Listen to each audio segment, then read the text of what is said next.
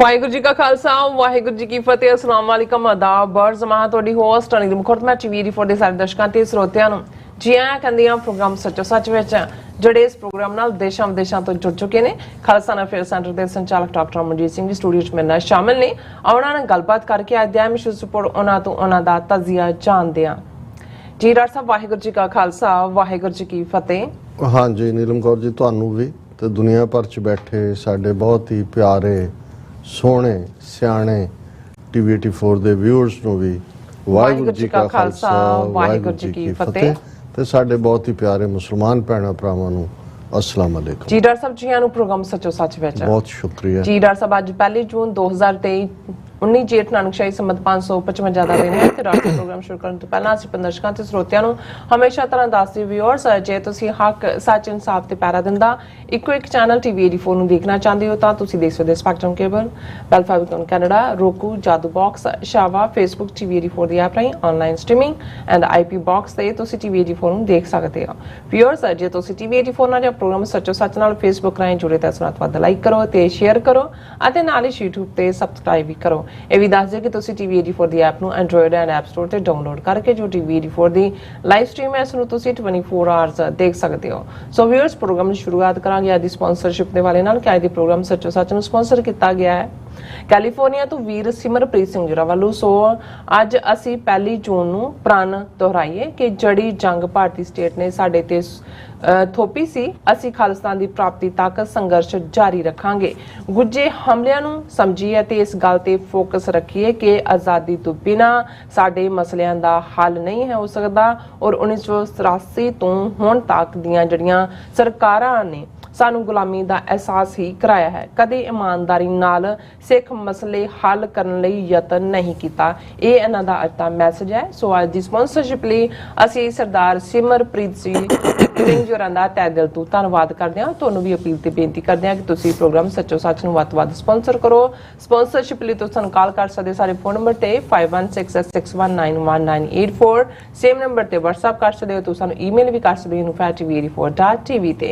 ਸੋ viewers ਪਹਿਲੇ segment ਦੇ ਵਿੱਚ ਗੱਲਬਾਤ ਕਰਨ ਜਾ ਰਹੇ ਹਾਂ ਕਿ ਜੂਨ 84 ਦੇ ਪਹਿਲੇ ਹਫਤੇ ਯਾਨੀ ਕਿ ਇਹਨਾਂ ਦਿਨਾਂ ਵਿੱਚ ਭਾਰਤੀ ਸਟੇਟ ਵੱਲੋਂ ਸ੍ਰੀ ਦਰਬਾਰ ਸਾਹਿਬ ਅਕਾਲ ਤਖਤ ਸਾਹਿਬ ਅਤੇ ਹੋਰ 37 ਇਤਿਹਾਸਕ ਗੁਰਦੁਆਰਿਆਂ ਤੇ ਟੈਂਕਾਂ ਤੋਪਾਂ ਨਾਲ ਹਮਲਾ ਕਰਕੇ ਸਿੱਖਾਂ ਦੇ ਸਰਵਨਾਸ਼ ਦੀ ਜਿਹੜੀ ਟੋਟਲ ਵਾਰ ਵਿੱਢੀ ਗਈ ਸੀ ਔਰ 39 ਵਰੇ ਹੋ ਗਏ ਨੇ। ਜੰਗ ਹਿੰਦ ਪੰਜਾਬ ਦੀ ਜਿਹੜੀ ਬਰਾਬਰ ਜਾਰੀ ਹੈ ਔਰ ਗੈਰਤਮੰਦ ਸਿੱਖ ਕੌਮ ਨੇ ਕੌਮੀ ਘਰ ਖਾਲਿਸਤਾਨ ਦੀ ਪ੍ਰਾਪਤੀ ਤੱਕ ਇਸ ਜੰਗ ਨੂੰ ਜਾਰੀ ਰੱਖਣਾ ਹੈ ਔਰ ਇਹਨਾਂ ਵਰਿਆਂ ਵਿੱਚ ਭਾਰਤੀ ਸਟੇਟ ਪੂਰੀ ਤਰ੍ਹਾਂ ਬੇਨਕਾਬ ਹੋਈ ਹੈ ਅਤੇ ਸਿੱਖ ਕੌਮ ਨੂੰ ਦੁਨੀਆ ਭਰ ਵਿੱਚ ਖਾਲਿਸਤਾਨ ਦਾ ਝੰਡਾ ਜਿਹੜਾ ਹੈ ਸਿੱਖ ਕੌਮ ਨੇ ਜਿਹੜਾ ਬੁਲੰਦ ਕੀਤਾ ਹੈ। ਸੋ ਇਸ ਬਾਰੇ ਆਪਾਂ ਗੱਲਬਾਤ ਕਰਨ ਜਾ ਰਹੇ ਹਾਂ। ਸੋ ਅਸੀਂ ਚਾਹਾਂਗੇ ਕਿ ਤੁਸੀਂ ਇਸੇ ਤਰ੍ਹਾਂ ਬੜੇ ਰਹਿਣਾ ਦੇਖਣ ਸੁਣਨ ਲਈ ਤੁਹਾਡਾ ਸਭ ਦਾ ਬਹੁਤ ਸ਼ੁਕਰੀਆ।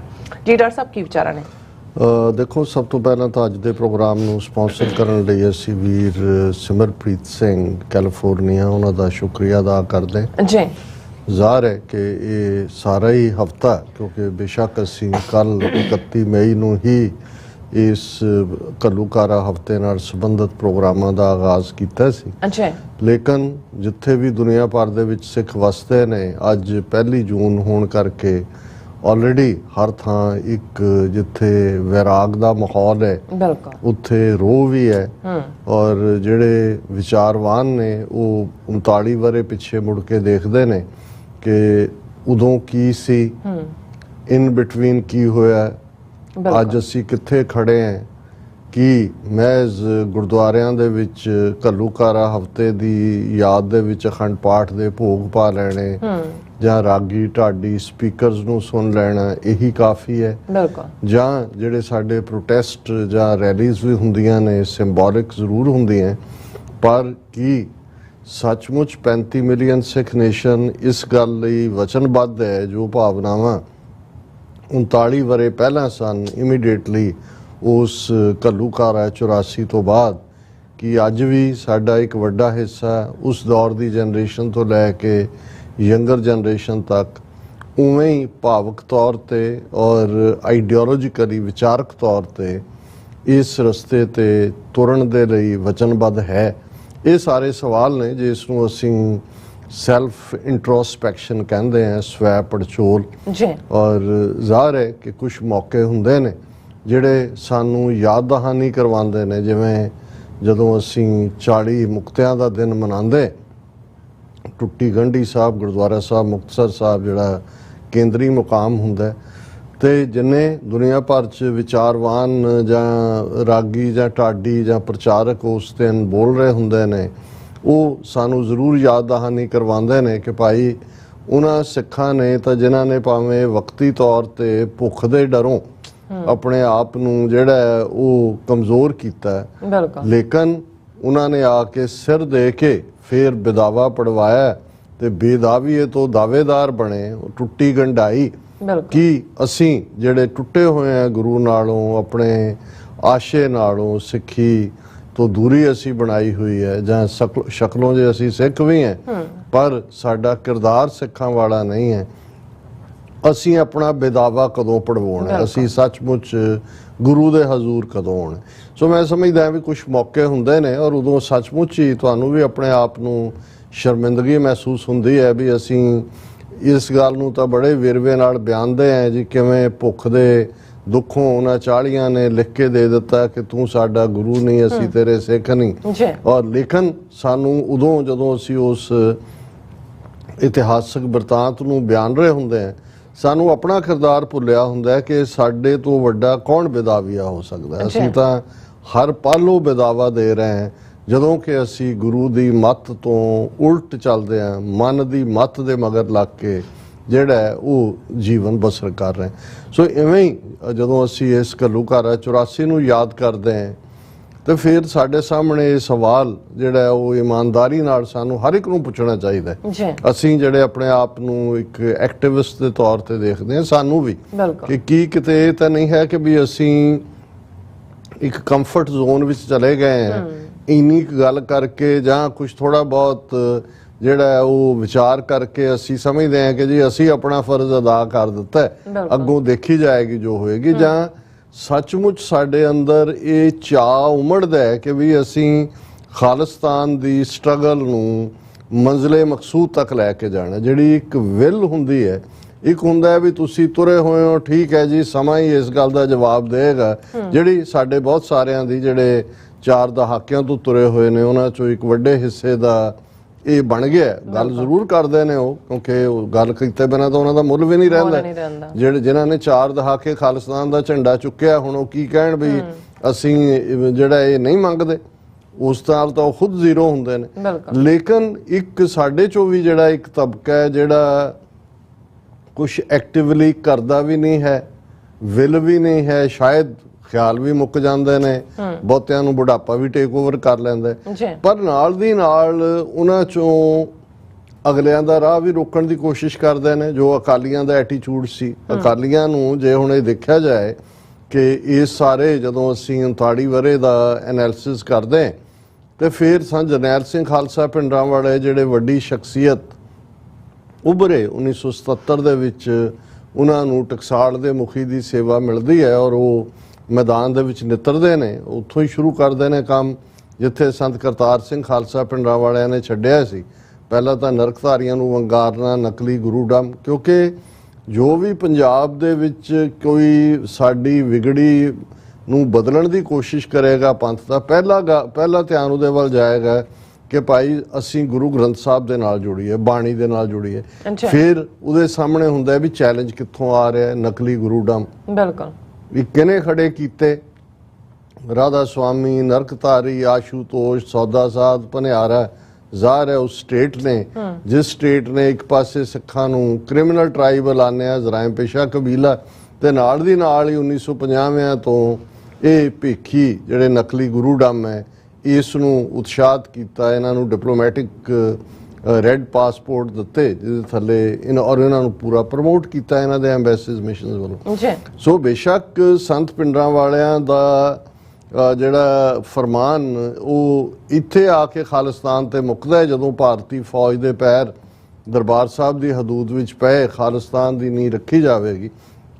ਲੇਕਿਨ ਉਸ ਤੋਂ ਪਹਿਲਾਂ ਉਹਨਾਂ ਨੇ ਕੌਮ ਨੂੰ ਹਰ ਪੱਖੋਂ ਸਜਗ ਕੀਤਾ, ਤਿਆਰ ਕੀਤਾ ਕਿ ਦੇਖੋ ਭਾਈ ਸਾਡੇ ਗੁਰੂ ਇਸ਼ਟ ਦੇ ਬਰਾਬਰ ਕਿਵੇਂ ਇੰਡੀਅਨ ਸਟੇਟ ਜਿਹੜੀ ਹੈ ਔਰ ਉਹਨਾਂ ਦਾ ਮੀਡੀਆ ਔਰ ਸਾਰਾ ਇਹ ਜਿਹੜਾ ਭਾਰਤ ਦਾ ਬਹੁ ਗਿਣਤੀ ਦਾ ਵੱਡਾ ਤਬਕਾ ਉਹ ਖਲੋਤਾ ਹੈ। ਔਰ ਉਹ ਅਸੀਂ ਦੇਖਿਆ ਕਿ 13 ਸਿੰਘਾਂ ਨੂੰ ਜਦੋਂ ਨਰਕਧਾਰੀ ਸ਼ਹੀਦ ਕਰਦੇ ਨੇ ਤੇ ਕਿਵੇਂ ਜਿਹੜੀ ਹੈ ਟੋਟਲ ਪੋਲਰਾਈਜੇਸ਼ਨ ਸਾਹਮਣੇ ਆ ਜਾਂਦੀ ਹੈ, ਜੋ ਅਸੀਂ ਹੁਣ ਵੀ ਭਾਈ ਅੰਮ੍ਰਿਤਪਾਲ ਸਿੰਘ ਔਰ ਉਹਨਾਂ ਦੇ ਸਾਥੀਆਂ ਦੀ ਗ੍ਰਿਫਤਾਰੀ ਮੌਕੇ ਵੀ ਦੇਖਿਆ ਕਿ ਕਿਵੇਂ ਜਿਹੜੇ ਸਾਨੂੰ ਲੱਗਦਾ ਹੁੰਦਾ ਹੈ ਵੀ ਉਹ ਹਮਦਰਦੀ ਕਰਦੇ ਨੇ, ਉਹ ਵੀ ਜਾ ਕੇ ਦੁਸ਼ਮਣ ਦੀ ਲਾਈਨ 'ਚ ਖਲੋ ਜਾਂਦੇ ਨੇ ਜਾਂ ਚੁੱਪ ਕਰ ਜਾਂਦੇ ਨੇ ਜੇ ਬਹੁਤ ਨੇਕੀ ਦਾ ਕੰਮ ਕਰਨ।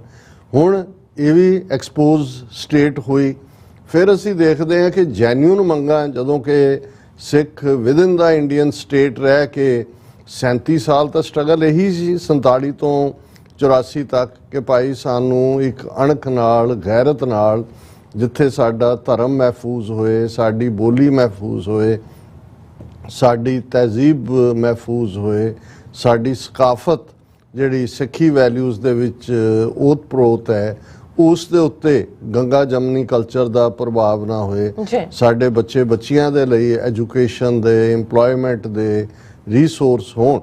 ਲੇਕਿਨ ਤੁਸੀਂ ਦੇਖੋਗੇ ਕਿ 47 ਤੋਂ ਬਾਅਦ ਇੰਡੀਅਨ ਸਟੇਟ ਦੀ ਮਨਸ਼ਾ ਤਾਂ ਇਹੀ ਸੀ ਕਿ ਸਿੱਖ ਕੌਮ ਨੂੰ ਹੀ ਤਬਾਹ ਬਰਬਾਦ ਕਰਨਾ। ਉਹਦੇ ਲਈ ਪੰਜਾਬ ਤਾਂ ਮੈਟਰ ਹੀ ਨਹੀਂ ਸੀ ਕਰਦਾ, ਕਿਉਂਕਿ ਪੰਜਾਬ ਦੇ ਵਿੱਚ ਸਿੱਖ ਵਸਦੇ ਨੇ, ਇਸ ਲਈ ਸਿੱਖਾਂ ਦੀ ਤਬਾਹ ਬਰਬਾਦੀ ਔਰ ਪੰਜਾਬ ਦੀ ਤਬਾਹ ਬਰਬਾਦੀ ਸਿਨੋਨਿਮਸ ਹੈ। ਔਰ ਉਹੀ ਵਰਤਾਰਾ ਅਸੀਂ ਦੇਖਦੇ ਹਾਂ। ਇਹਦੇ ਬਾਵਜੂਦ ਕਿ ਸਭ ਤੋਂ ਜ਼ਿਆਦਾ ਹਮਦਰਦੀ ਕੇਂਦਰ ਦੀ ਪੰਜਾਬ ਦੇ ਨਾਲ ਹੋਣੀ ਚਾਹੀਦੀ ਸੀ 47 ਤੋਂ ਬਾਅਦ। ਬਿਲਕੁਲ ਨਾਟ ਓਨਲੀ ਕਿ ਸਿੱਖ ਕੌਮ ਆ ਕੇ ਜਿਹੜੀ ਹੈ ਉਸਨੇ ਕੁਰਬਾਨੀਆਂ ਕੀਤੀਆਂ ਜਾਂ ਦੂਜਾ, ਜਿਵੇਂ ਅੱਜ ਕਿਸੇ ਦਾ ਕਮੈਂਟ ਸੀ ਸੋਸ਼ਲ ਮੀਡੀਆ ਤੇ, ਉਹਨਾਂ ਖਿਡਾਰੀ ਬੀਬੀਆਂ ਨੂੰ ਔਰ ਮਰਦਾਂ ਨੂੰ ਸੰਬੋਧਨ ਕਰਕੇ ਕਿ ਭਾਈ ਤੁਸੀਂ ਤਾਂ ਅਫਸੋਸ ਕਰ ਰਹੇ ਹੋ ਕਿ ਵੀ ਤੁਸੀਂ ਦੇਸ਼ ਦੇ ਲਈ 5 ਮੈਡਲ ਜਿੱਤੇ, ਜਿਹੜੇ ਮੇਨ 5 ਖਿਡਾਰੀ ਨੇ, ਤੇ ਤੁਹਾਡੇ ਨਾਲ ਅੱਜ ਭਾਰਤ ਇਹ ਸਲੂਕ ਕਰ ਰਿਹਾ। ਉਹਨੂੰ ਕਿਹਾ ਜੀ ਸਿੱਖ ਦੱਸੋ ਕੀ ਕਹਿਣ ਵੀ ਤੁਹਾਨੂੰ ਅਸੀਂ ਆਜ਼ਾਦ ਕਰਾਉਣ ਲਈ ਕਿੰਨੇ ਸਿਰ ਦਿੱਤੇ ਤੇ ਤੁਸੀਂ ਸਾਡੇ ਨਾਲ ਕੀ ਸਲੂਕ ਕਰ ਰਹੇ ਹੋ। ਕਿ ਬਈ ਇਹ ਜੇ ਤੁਸੀਂ ਸਮਝਣ ਦੀ ਕੋਸ਼ਿਸ਼ ਕਰੋ ਤੇ ਫਿਰ ਉਹ ਸਮਝ ਆ ਜਾਂਦੀ ਹੈ ਕਿ ਵੀ 40% ਸਿੱਖ ਪਨਾਹਗੀਰ ਬਣੀ ਹੋਈ ਹੈ, ਰਿਫਿਊਜੀ ਹੈ, ਲੱਖਾਂ ਮਰਵਾਏ ਨੇ, ਸਦੀਆਂ ਤੋਂ ਜਿਹੜੇ ਘਰ ਸੀ ਉਹਨੂੰ ਛੱਡਿਆ ਤੇ ਇੱਧਰ ਆਂਦਿਆਂ ਅਸੀਂ ਜ਼ਰਾਇਮ ਪੇਸ਼ ਹੈ।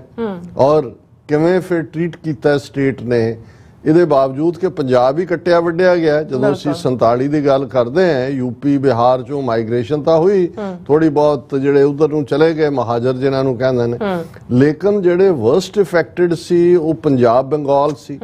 ਬੰਗਾਲ ਦੇ ਵਿੱਚ ਵੀ ਉਸ ਲੈਵਲ ਤੇ ਨਹੀਂ ਹੋਇਆ, ਕਿਉਂਕਿ ਅੱਜ ਵੀ ਜੇ ਤੁਸੀਂ ਬੰਗਾਲ ਦਾ ਦੇਖੋ, ਜਿਹੜਾ ਵੈਸਟ ਬੰਗਾਲ ਹੈ, ਹਰ ਤੀਸਰਾ ਬੰਗਾਲੀ ਮੁਸਲਮਾਨ ਹੈ। 33% ਪਾਪੂਲੇਸ਼ਨ ਵੈਸਟ ਬੰਗਾਲ ਦੀ ਮੁਸਲਮਾਨ ਹੈ। ਇਸੇ ਤਰ੍ਹਾਂ ਬੇਸ਼ੱਕ ਬਾਅਦ ਦੇ ਵਿੱਚ ਹੁਣ ਤੱਕ ਵੀ ਹਿਜਰਤ, ਜਿਹੜਾ ਬੰਗਲਾਦੇਸ਼ ਬਣਿਆ ਜਾਂ ਉਦੋਂ ਈਸਟ ਬੰਗਾਲ ਸੀ, ਜਦੋਂ ਕਿ ਪਾਕਿਸਤਾਨ ਦਾ ਹਿੱਸਾ ਸੀ ਉਹ, ਤੇ ਉਹਦੇ 'ਚ ਵੀ millions and millions of Hindu ਜਿਹੜੇ ਨੇ ਉਹ ਉੱਥੇ ਰਹੇ। ਹਾਲਾਂਕਿ ਹੋਇਆ ਹਿੰਸਾ ਹੋਈ ਬੰਗਾਲ 'ਚ, ਪਰ ਉਸ ਲੈਵਲ ਦੀ ਨਹੀਂ ਹੈ। ਪੰਜਾਬ ਦੇ ਵਿੱਚ ਤਾਂ ਤੁਸੀਂ ਦੇਖੋ ਕਿ ਦੋਵੇਂ ਪਾਸੇ, ਇਧਰ ਅਸੀਂ ਬਿਲਕੁਲ ਐਥਨਿਕ ਕਲੀਨਜ਼ਿੰਗ ਕੀਤੀ ਮੁਸਲਮਾਨਾਂ ਦੇ ਇੱਕ ਮਲੇਰਕੋਟਲੇ ਨੂੰ ਛੱਡ ਕੇ, ਤੇ ਉਧਰ ਜਿਹੜਾ ਹੈ ਬਿਲਕੁਲ ਰਾਵੀ ਤੋਂ ਲੈ ਕੇ ਤੇ ਅਟਕ ਤੱਕ ਜਿਹੜਾ ਉਹ ਬਿਲਕੁਲ ਸਿੱਖਾਂ ਦੀ ਸਫਾਈ ਕਰਤੀ ਗਈ। ਔਰ ਇਸ ਸਾਰੇ ਦੇ ਚੱਲਦੇ ਆ ਸਭ ਤੋਂ ਜ਼ਿਆਦਾ ਹਮਦਰਦੀ ਸਟੇਟ ਦੀ ਹੋਣੀ ਚਾਹੀਦੀ ਸੀ ਇੰਡੀਅਨ ਦੀ, ਕਿ ਭਾਈ ਇਹਨਾਂ ਨੂੰ ਅਸੀਂ ਵਾਪਸ ਪੈਰਾਂ ਤੇ ਖੜਾ ਕਰਨਾ ਹੈ। ਪਰ ਤੁਸੀਂ ਉਹ ਦੇਖੋਗੇ ਕਿ ਜੇ ਉਹ 100 ਕਿੱਲਾ ਕੋਈ ਜ਼ਮੀਨ ਦਾ ਛੱਡ ਕੇ ਆਇਆ ਸੀ ਤਾਂ ਉਹਨਾਂ ਨੇ ਕਿਹਾ ਜੀ ਨਹੀਂ ਇੱਥੋਂ ਜਿਹੜੇ ਮੁਸਲਮਾਨ ਗਏ ਨੇ ਉਹਨਾਂ ਕੋਲ ਤਾਂ ਜ਼ਮੀਨਾਂ ਨਹੀਂ ਸੀ, ਔਰ ਬਾਕੀ ਥਾਂ ਤੇ ਅਸੀਂ ਤੁਹਾਡਾ ਕਲੇਮ ਐਡਜਸਟ ਨਹੀਂ ਕਰਨਾ, ਉਨਾ ਹੀ ਜਿਹੜਾ 1/3 ਆਲਮੋਸਟ 12-13 ਜ਼ਿਲ੍ਹੇ ਪੰਜਾਬ ਦੇ ਸੀ ਉਹਦੇ 'ਚ ਕਰਨਾ ਤੇ ਰੁਪਈਏ ਦੀ ਤੁਹਾਨੂੰ ਚਵਾਨੀ ਮਿਲੇਗੀ। ਇੱਥੋਂ ਸ਼ੁਰੂ ਹੋ ਜਾਂਦੀ ਹੈ ਗੱਲ ਕਿ ਜਿਹੜੇ ਕਲੇਮ ਨੇ ਉਹ ਵੀ ਔਰ ਇਵੇਂ ਟੁੱਟ ਭੱਜ ਕੇ ਦਿੱਤੇ ਗਏ, ਕੋਈ ਕਿੱਲਾ ਇੱਥੇ ਹੈ ਕੋਈ ਉੱਥੇ ਹੈ, ਕਿਉਂਕਿ ਜਿਹੜਾ ਈਸਟ ਪੰਜਾਬ ਅੱਜ ਹੈ ਉਹ ਇੰਡੀਅਨ ਆਕੂਪਾਈਡ ਪੰਜਾਬ, ਉਸ ਵੇਲੇ ਤਾਂ ਨਾ ਕੋਈ ਨਹਿਰੀ ਸਿਸਟਮ ਉਸ ਲੈਵਲ ਦਾ ਸੀ, ਨਾ ਹੀ ਕੋਈ ਹੋਰ ਟਿਊਬਵੈਲ ਦਾ ਕਨਸੈਪਟ ਤਾਂ ਬਾਅਦ 'ਚ ਆਇਆ। ਸੋ ਮਤਲਬ ਇਹ ਹੈ ਵੀ ਉਹਨਾਂ ਨੇ ਜਿੱਥੇ ਕਿ ਜਿਹੜਾ ਹਿੰਦੂ ਵੈਸਟ ਪੰਜਾਬ ਦਾ ਆਂਦਾ ਉਹ ਦਿੱਲੀ ਤੋਂ ਲੈ ਕੇ ਅੰਬਾਲੇ ਤੱਕ ਜਿਹੜੀਆਂ ਕੀ ਪ੍ਰਾਪਰਟੀਆਂ ਨੇ ਜਾਂ ਦੂਜੀਆਂ ਨੇ ਉਹਨਾਂ ਨੂੰ ਕਲੇਮ ਦੇ ਵਿੱਚ ਸੈਟਲ ਕਰ ਲਿਆ ਜਾਂਦਾ, ਲੇਕਿਨ ਸਿੱਖਾਂ ਦੇ ਨਾਲ ਵਿਤਕਰੇ ਦੀ ਲਾਈਨ ਉੱਥੋਂ ਹੀ ਸ਼ੁਰੂ ਹੋ ਜਾਂਦੀ ਹੈ। ਕਨਸਟੀਟਿਊਸ਼ਨਲੀ ਅਸੀਂ ਕੱਲ ਵੀ ਗੱਲ ਕੀਤੀ ਸੀ ਕਿ ਭਾਈ ਅਸੀਂ ਤਾਂ ਬਾਕੀਆਂ ਨੂੰ ਤਾਂ ਹੁਣ ਲੱਗਦਾ ਵੀ ਸਾਵਰਕਰ ਦੀ ਨੀਤੀ ਲਾਗੂ ਹੋਈ ਹੈ, ਸਾਡੇ ਨਾਲ ਤਾਂ ਉਦੋਂ ਹੀ ਉਹਨਾਂ ਨੇ ਆਰਟੀਕਲ 25(b) ਦੇ ਥੱਲੇ ਸਾਨੂੰ ਜਿਹੜਾ ਉਹ ਹਿੰਦੂ ਬਣਾ ਦਿੱਤਾ ਸੀ। ਜਿਹੜਾ ਕੰਮ 18ਵੀਂ ਸਦੀ 'ਚ ਇੱਕ ਸਦੀ ਅਸੀਂ ਲੜੇ। ਬੇਸ਼ੱਕ ਮੁਗਲ ਵੀ, ਅਫਗਾਨ ਵੀ ਇਸਲਾਮ ਨੂੰ ਯਕੀਨ ਰੱਖਣ ਵਾਲੇ ਸੀ। ਇੱਕ ਅੰਦਾਜ਼ੇ ਮੁਤਾਬਕ ਸਰ ਕਪੂਰ ਸਿੰਘ 2 ਲੱਖ ਦੇ ਕਰੀਬ ਸ਼ਹਾਦਤਾਂ ਦੀ ਗੱਲ ਕਰਦੇ ਨੇ 1699 ਤੋਂ 1799 ਤੱਕ। ਪਰ ਇੱਕ ਸਦੀ 'ਚ ਜਿੱਥੇ ਕਿ ਮੁਗਲ ਔਰ ਅਫਗਾਨ ਜੋ ਕੰਮ ਨਹੀਂ ਕਰ ਸਕੇ, ਉਹ ਸਿੱਖਾਂ ਦਾ ਮਜ਼ਹਬ ਜਿਹੜਾ ਹੈ ਉਹਨਾਂ ਦਾ ਕੁਲ ਇਤਰਾਪਨ ਜਾਂ ਵੱਖਰਾਪਨ ਜਾਂ ਉਹਨਾਂ ਦੀ ਹੋਂਦ ਨੂੰ ਖਤਮ ਨਹੀਂ ਕਰ ਸਕੇ, ਰਾਦਰ ਸਿੱਖ ਰਾਜ ਭਾਗ ਦੇ ਵਾਰਸ ਬਣੇ। ਤੇ ਇਹਨਾਂ ਨੇ ਤਾਂ with the stroke of the pen ਕਰ ਦਿੱਤਾ। ਤੁਸੀਂ ਹੁਣ 75 ਸਾਲ ਤੋਂ ਮੰਗ ਕਰੀ ਜਾਓ ਕਿ ਜੀ ਅਸੀਂ ਜਿਹੜਾ ਸਾਡਾ ਵੱਖਰਾ ਧਰਮ ਹੈ, ਉਹ ਕਹਿੰਦਾ ਜੀ ਤੁਹਾਡਾ ਤਾਂ ਆਰਟੀਕਲ 25(20) ਵੀ ਤੁਹਾਨੂੰ ਹਿੰਦੂ ਬਣਾਉਂਦਾ ਹੈ। ਹਿੰਦੂ ਸਕਸੈਸ਼ਨ ਐਕਟ ਦੇ ਥੱਲੇ, ਤੁਹਾਡੇ ਪੁਰਖਿਆਂ ਦੀ ਹਿੰਦੂ ਮੈਰਿਜ ਐਕਟ ਦੇ ਥੱਲੇ ਤੁਸੀਂ ਵਿਆਹ ਰਜਿਸਟਰ ਕਰਾ ਕੇ ਆਉਂਦੇ ਹੋ। ਸੋ ਸਾਡੇ ਨਾਲ, ਕਿਉਂਕਿ ਇਹ ਸਮਝਣਾ ਜ਼ਰੂਰੀ ਹੈ ਕਿ ਜਿਹੜੇ ਲੋਕ ਅੱਜ ਵੀ ਸਿੱਖਾਂ 'ਚ ਵੀ ਜਿਨ੍ਹਾਂ ਨੂੰ ਖਾਲਿਸਤਾਨ ਕਈਆਂ ਨੂੰ ਐਲਰਜੀ ਕਰਦਾ ਹੈ, ਕਈਆਂ ਦੇ ਮੂੰਹ 'ਚ ਫਸ ਜਾਂਦਾ ਹੈ, ਕਈਆਂ ਦੇ ਲਈ ਇਹ ਇੱਕ ਜਿਹੜਾ ਉਹ ਬਿਲਕੁਲ ਇੱਕ ਵਿਰੋਧ ਖੁੱਲ੍ਹ ਕੇ ਕਰਦੇ ਨੇ ਕਿ ਭਾਈ ਕੋਈ ਵੀ ਕਿਸੇ ਥਾਂ ਤੇ ਬੈਠ ਕੇ ਜਿਹੜੇ ਵਿਚਾਰਵਾਨ ਨੇ ਜੇ ਇਸ ਦੇ ਉੱਤੇ ਵਿਚਾਰ ਕਰਨਗੇ ਤੇ ਉਹ ਇਸੇ ਸਿੱਟੇ ਤੇ ਪਹੁੰਚਣਗੇ ਕਿ ਵੀ ਅਸੀਂ ਤਾਂ ਹਰ ਹੀਲਾ ਕੀਤਾ ਕਿ ਉਸ ਸਿਸਟਮ ਦੇ ਵਿੱਚ ਅਸੀਂ ਲੀਡਰਸ਼ਿਪ ਸਾਡੀ ਨੇ 47 ਦੇ ਵਿੱਚ ਇੱਕ ਵੱਡਾ ਗੁਨਾਹ ਕੀਤਾ। ਉਹ ਅਸੀਂ ਅਕਸਰ ਗੱਲ ਕਰਦੇ ਹਾਂ, ਉਹਨੂੰ ਮੈਂ ਰਿਪੀਟ ਨਹੀਂ ਕਰਾਂਗਾ, ਪਰ ਕੀਤਾ ਤਾਂ ਗੁਨਾਹ ਇਸ ਲਈ ਕਿ ਉਹਨਾਂ ਨੇ ਇਤਬਾਰ ਕੀਤਾ ਗਾਂਧੀ, ਨਹਿਰੂ, ਪਟੇਲ, ਇਹ ਸਾਰੀ ਕਲਾਸ ਦੇ ਉੱਤੇ। ਜਦੋਂ ਇਹਨਾਂ ਨੇ ਆਪਣੇ ਉਹਦੇ ਤੋਂ ਹੀ ਬਿਟਰੇ ਕੀਤਾ, ਫਿਰ ਵੀ ਉਹਨਾਂ ਨੇ ਕੋਈ ਰਾਈਟ ਵੇ ਤਾਂ 47 ਤੋਂ ਬਾਅਦ ਸਿੱਖਾਂ ਨੇ ਖਾਲਿਸਤਾਨ ਦੀ ਮੰਗ ਨਹੀਂ ਕੀਤੀ। ਉਦੋਂ ਉਹਨਾਂ ਨੇ ਠੀਕ ਹੈ ਕਨਸਟੀਟਿਊਸ਼ਨ ਤੇ ਦਸਤਖਤ ਨਹੀਂ ਕੀਤੇ ਕਿ ਭਾਈ ਅਸੀਂ ਨਹੀਂ ਕਰ, ਲੇਕਿਨ ਫਿਰ ਵੀ ਉਹਨਾਂ ਨੇ ਇਲੈਕਸ਼ਨਾਂ ਵੀ ਲੜੀਆਂ, ਸਿਸਟਮ ਨੂੰ ਦੇ ਵਿੱਚ ਵੀ ਆ ਕੇ ਜਿਹੜੀ ਹੈ ਸ਼ਾਂਤਮਈ ਅੰਦਾਜ਼ ਦੇ ਵਿੱਚ ਗੱਲ ਕੀਤਾ। ਪਰ ਜਿਹੜਾ ਪੰਜਾਬ ਦੇ 29 ਜ਼ਿਲ੍ਹਿਆਂ ਚੋਂ ਸਿਰਫ 13 ਜ਼ਿਲ੍ਹੇ ਹੀ ਰਹਿ ਗਏ ਸੀ। ਜਦੋਂ ਤੱਕ ਪੰਜਾਬੀ ਸੂਬਾ ਬਣਾਉਣ ਲਈ ਮੰਨਦੇ ਨੇ, ਤੁਸੀਂ ਦੇਖਦੇ ਹੋ ਕਿ ਪੰਜਾਬ ਤੋਂ ਵੱਡਾ ਹਰਿਆਣਾ ਤੇ ਉਸ ਤੋਂ ਵੀ ਵੱਡਾ ਹਿਮਾਚਲ ਕ੍ਰੀਏਟ ਕਰ ਦਿੱਤਾ ਜਾਂਦਾ ਹੈ। ਪੰਜਾਬ ਨੂੰ ਬਿਲਕੁਲ ਜਿਹੜਾ ਹੈ ਉਹ 50,400 ਸਕੁਅਰ ਕਿਲੋਮੀਟਰ ਦੇ ਨੇੜੇ ਤੇੜੇ ਟੈਰੀਟਰੀ ਦੇ ਵਿੱਚ ਫਿੱਟ ਕਰ ਦਿੱਤਾ ਜਾਂਦਾ ਹੈ। ਉਹਨੂੰ ਵੀ ਅੱਗੋਂ ਖੋਰਾ ਲਾਉਣ ਦੇ ਲਈ ਚੰਡੀਗੜ੍ਹ ਇਸ ਲਈ ਪੰਜਾਬ ਤੋਂ ਖੋਇਆ ਵੀ ਗਿਆ, ਔਰ ਬਾਰ-ਬਾਰ ਜਦੋਂ ਚੰਡੀਗੜ੍ਹ ਦੇਣ ਦੀ ਗੱਲ ਕੀਤੀ ਤੇ ਕਿਹਾ ਗਿਆ ਜੀ ਅਬੋਹਰ ਫਾਜ਼ਿਲਕਾ ਫਿਰ ਹਰਿਆਣੇ ਨੂੰ ਦੇ ਦਿਓ। ਹੁਣ ਅਬੋਹਰ ਫਾਜ਼ਿਲਕਾ ਕਿਉਂ ਹਰਿਆਣੇ ਨੂੰ ਦੇਣੀਆਂ ਨੇ? ਇਸ ਲਈ ਕਿਉਂਕਿ ਉਸ ਰਾਹੀਂ ਤੁਹਾਡਾ ਰਾਜਸਥਾਨ ਨਾਲ ਲਿੰਕ ਲੱਗਦਾ। ਜੇ ਅਬੋਹਰ ਫਾਜ਼ਿਲਕਾ ਜਿਹੜੇ ਨੇ ਤਹਿਸੀਲਾਂ ਹੁਣ ਤਾਂ ਜ਼ਿਲ੍ਹੇ ਬਣਾ ਦਿੱਤੇ ਨੇ, ਇਹ ਹਰਿਆਣੇ ਨੂੰ ਜਾਣ ਤੇ ਤੁਹਾਡਾ ਰਾਜਸਥਾਨ ਤੋਂ ਲਿੰਕ ਟੁੱਟ ਜਾਂਦਾ ਹੈ। ਰਾਜਸਥਾਨ ਤੋਂ ਲਿੰਕ ਟੁੱਟਣ ਦਾ ਮਤਲਬ ਹੈ ਕਿ ਵੀ ਦੁਸ਼ਮਣ 47 'ਚ ਹੀ ਦੇਖ ਰਿਹਾ ਸੀ ਕਿ ਅਲਟੀਮੇਟਲੀ ਜਦੋਂ ਖਾਲਿਸਤਾਨ ਬਣਨਾ ਹੈ, ਗੰਗਾ ਨਗਰ, ਹਨੂਮਾਨਗੜ੍ਹ, ਇਹ ਸਾਰੇ ਕੌਨਗਰੂਅਸ ਨੇ ਪੰਜਾਬ ਦੇ ਨਾਲ। ਸਿੱਖ ਫਾਰਮਰ ਉੱਥੇ ਬੈਠੇ ਨੇ ਜਾ ਕੇ, ਪਾਣੀ ਵੀ ਪੰਜਾਬ ਦੇ ਦਰਿਆਵਾਂ ਦਾ, ਗੰਗ ਕੈਨਾਲ ਔਰ ਬਾਅਦ ਦੇ ਵਿੱਚ ਹੁਣ ਰਾਜਸਥਾਨ ਕੈਨਾਲ ਵੀ, ਉਹ ਸਾਰਾ ਪੰਜਾਬ ਦਾ ਪਾਣੀ ਹੈ। ਔਰ ਉਹੀ ਰਾਜਸਥਾਨ ਦਾ ਬਾਰਡਰ ਤੁਹਾਨੂੰ ਅਲਟੀਮੇਟਲੀ ਜਦੋਂ ਤੁਸੀਂ ਉਸ ਡੈਜ਼ਰਟ ਚੋਂ ਗੁਜ਼ਰਦੇ ਹੋ, ਗੁਜਰਾਤ ਦੇ ਲਖਪਤ ਤੱਕ ਲੈ ਜਾਂਦਾ ਹੈ। ਜਿਹੜਾ 25-30 ਕਿਲੋਮੀਟਰ ਦਾ ਜੇ ਕੋਰੀਡੋਰ ਬਣਦਾ, ਜਿਹੜਾ ਡੈਜ਼ਰਟ ਹੀ ਹੈ, ਤੇ ਤੁਹਾਡੀ ਸਮੁੰਦਰ ਤੱਕ ਪਹੁੰਚ ਹੁੰਦੀ ਹੈ ਔਰ ਤੁਸੀਂ ਇੱਕ ਬਫਰ ਸਟੇਟ ਦੇ ਤੌਰ ਤੇ ਭਾਰਤ ਔਰ ਪਾਕਿਸਤਾਨ ਵਿਚਾਲੇ ਹੁੰਦੇ ਹੋ। ਸੋ ਜਿਹੜੀ ਅਸੀਂ ਲੜਾਈ ਤਾਂ ਲੜ ਰਹੇ ਸੀ ਕਿ ਭਾਈ ਅਸੀਂ ਇਸ ਖਿੱਤੇ ਦੇ ਵਿੱਚ, ਪੰਜਾਬ ਦੇ ਵਿੱਚ ਇੱਕ ਪ੍ਰੋਸਪਰਸ ਕਮਿਊਨਿਟੀ ਦੇ ਤੌਰ ਤੇ ਇੱਕ ਰੋਲ ਮਾਡਲ ਬਣੀਏ। ਔਰ ਉਹਦੇ 'ਚ ਕੋਈ ਸ਼ੱਕ ਨਹੀਂ ਹੈ ਕਿ ਇਹ ਜਿਹੜਾ ਵੀਟ ਡੈਫਿਸਿਟ ਪੰਜਾਬ ਸੀ, ਐਗਰੀਕਲਚਰ ਪੱਖੋਂ ਬਿਲਕੁਲ ਪਛੜਿਆ ਹੋਇਆ ਹੈ। 47 'ਚ ਸਿੱਖ ਹੁੰਦੇ ਨੇ ਤੇ 1964-65 ਤੱਕ ਪਹੁੰਚਦੇ ਆ। ਗ੍ਰੀਨ ਰੈਵੋਲੂਸ਼ਨ ਦੇ ਨਾਂ ਥੱਲੇ ਸਭ ਤੋਂ ਵੱਡੀ ਜਿਹੜੀ ਕੰਟਰੀਬਿਊਸ਼ਨ ਆ ਉਹ ਪੰਜਾਬ ਦੀ। ਉਹ ਭਾਰਤ ਜਿਹਨੂੰ ਅਮਰੀਕਾ ਦੀ ਲਾਲ ਕਣਕ ਜਾਂਦੀ ਸੀ, ਮੈਨੂੰ ਯਾਦ ਹੈ ਘਰਾਂ 'ਚ ਸਾਡੇ ਵੀ ਕਦੇ ਕਦੇ ਰੋਟੀ ਪੱਕਦੀ ਸੀ ਤੇ ਉਹ ਤੁਹਾਡਾ ਖਾਣ ਨੂੰ ਜੀ ਨਹੀਂ ਸੀ ਕਰਦਾ। ਉਹੀ ਇੱਥੋਂ ਜਿਹੜੀ ਉਹਨਾਂ ਨੇ, ਔਰ ਉਦੋਂ ਇਹ ਅਸੀਂ ਸੁਣਦੇ ਹੁੰਦੇ ਸੀ ਕਿ ਅਮਰੀਕਾ ਵਾਲੇ ਜੇ ਵੱਧ ਜਾਏ ਤੇ ਉਹ ਸਮੁੰਦਰ 'ਚ ਸੁੱਟ ਦਿੰਦੇ ਨੇ ਕਿ, ਪਰ ਉਹ ਅਦਰਵਾਈਜ਼ ਮਾਰਕੀਟ 'ਚ ਭਾਅ ਨਹੀਂ ਹੁੰਦਾ, ਉਹ ਉਹਨਾਂ ਨੂੰ ਡੋਨੇਟ ਕਰ ਦਿੰਦੇ ਸੀ, ਮੰਗਣ ਆਉਂਦੇ ਹੁੰਦੇ ਸੀ ਉਹਨਾਂ ਦੇ ਪ੍ਰਾਈਮ ਮਿਨਿਸਟਰ। ਪਰ ਉਸੇ ਹੀ ਪੰਜਾਬ ਦੇ ਸਿੱਖ ਫਾਰਮਰਸ ਨੇ ਜੀ ਜਾਨ ਮਾਰ ਕੇ ਉਸ ਧਰਤੀ ਨੂੰ ਜਿਹੜਾ ਅੱਜ ਵੀਟ ਇੰਡੀਆ ਐਕਸਪੋਰਟ ਕਰਨ ਦੀ ਗੱਲ ਕਰਦਾ। ਔਰ ਅੱਜ ਵੀ ਆ ਜਿਹੜਾ ਲੇਟੈਸਟ ਈਅਰ ਹੈ 60% ਤੋਂ ਦੇ ਕਰੀਬ ਜਿਹੜਾ ਵੀਟ ਹੈ ਉਹ ਸੈਂਟਰਲ ਪੂਲ ਦੇ ਵਿੱਚ ਪੰਜਾਬ ਦੀ ਹੈ, 40% ਰਾਈਸ ਹੈ। ਹੁਣ ਇਹ ਮੈਂ ਵਾਰ-ਵਾਰ ਇਸ ਲਈ ਦੁਹਰਾ ਰਿਹਾ ਕਿ ਭਾਈ ਹੁੰਦਾ ਇਹ ਹੈ ਕਿ ਜੇ ਕੋਈ ਬੱਚਾ ਚੰਗਾ ਕੰਮ ਕਰਦਾ ਹੈ ਤੇ ਉਹਨੂੰ ਟੀਚਰ ਸ਼ਾਬਾਸ਼ ਵੀ ਦਿੰਦਾ ਹੈ, ਉਹਦਾ ਵਸ ਚੱਲੇ ਉਹਨੂੰ ਰਿਵਾਰਡ ਵੀ ਦਿੰਦਾ ਹੈ। ਤੇ ਇੱਥੇ ਇਹ ਹੁੰਦਾ ਗਿਆ ਵੀ ਅਸੀਂ ਬੀਬੇ ਬੱਚੇ ਬਣਦੇ ਚਲੇ ਗਏ।